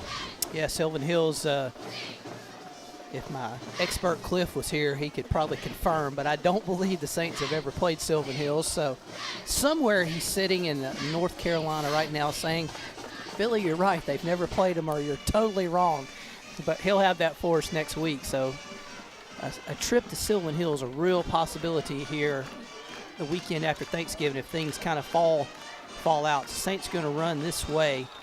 And it's going to be a good run for Friars. He's going to get close to the first down marker right there. It's 2nd and 7, so we'll see if they give it to him, or we're going to mark him just barely short. So Will's going to get 6 on that. So saw Fryer rip off a touchdown run over in Bethany, Oklahoma, and show his speed off in that game. He broke free in that game and just left the Bethany defense. Yeah, Will's going to continue to get experience and continue to get better and better and be just a huge part of the team going forward in the next several years. Will gets another handoff. He's a little bit short, I believe. I think it's going to be 4th down and short for the Saints right there. Couldn't really get it. Got a lot of penetration by the defensive line. Of course, Russellville right now, they're really trying to jump the snap count, what you saw with the hard count when they had multiple guys jump off sides. So they can kind of afford to be a little bit of aggressive here. 4th down and about a half a yard. The Saints need to get to maybe the 35, just past the 35 for first down. 2:40 left to go in the game. They're going to hand it. Saints are going to get the first down to the 41-yard line. So good run right there. As Fryer gets it, you see good zoomed-in shot right there. Some of the offensive linemen dunking in the game for Shiloh. And so I think that's Darian there at center for the Saints as well. So 2:16 left to go. It will be a first down for Shiloh at their own 41. They'll go trips to the left here with one back in the backfield. Hand it off. They're going to come this way. The 45 to midfield. Breaks it. 45-40, 35-30. Hey, we just told you Will Fryer had some speed, and he is down at the 4-yard line. Will nearly broke him his 2nd touchdown in varsity action, but Russellville was able to run him down from deep in the backside. We got 2 Russellville players who are fighting over here on the sideline right now, shoving each other. And so, again, just some frustration by guys that are having a rough year, but two guys taking it out on each other right now for the Cyclones. Yeah, that's never good to see that situation happen. But I will say, great run by Will. But I have to give Gavin Duncan some really good credit there. He was a pulling guard on that play and did a really good job getting upfield and getting the block, and was able to spring Will for a really good run. So great job by him. 1:18 left to go. Saints are just going to take a knee. One of the defensive linemen of Russellville usually when you see players take a knee or teams take a knee, the defensive line stand up. He continued to blow up an offensive lineman. His coaches noticed it too. They pulled him out of the game. So they're 57 seconds. Saints will have to take one more knee, and they will finish this one with a 55-18 win. We'll be back next Friday night at home as the Saints take on the Siloam Springs Panthers. For homecoming, Saints need to keep marching and do what their job do. Just keep staying in that second place in the 6A West. So one more knee coming here, and then the Saints will be able to take it as we're under 40 seconds, so they don't have to snap it again, and we'll run out the final leg of this game. As Al Davis says, just win, baby. Hey, they did it. Saints win 55-18. And so, Hal, hey, hats off, buddy. You did it. Enjoyed it. Thanks for the opportunity. Appreciate you guys giving me a chance to get behind the microphone and listening to me. So, again, really appreciate the opportunity. Hey, we're really grateful to jump in this week. And Cole, doing it your first time, did a great job. We're appreciative. And so, as always, we're thankful to Brian Dunaway and his camera guys, his guys in the truck. They're one of the best productions in the state. Despite us, they make it amazing every week. So we're so grateful for that.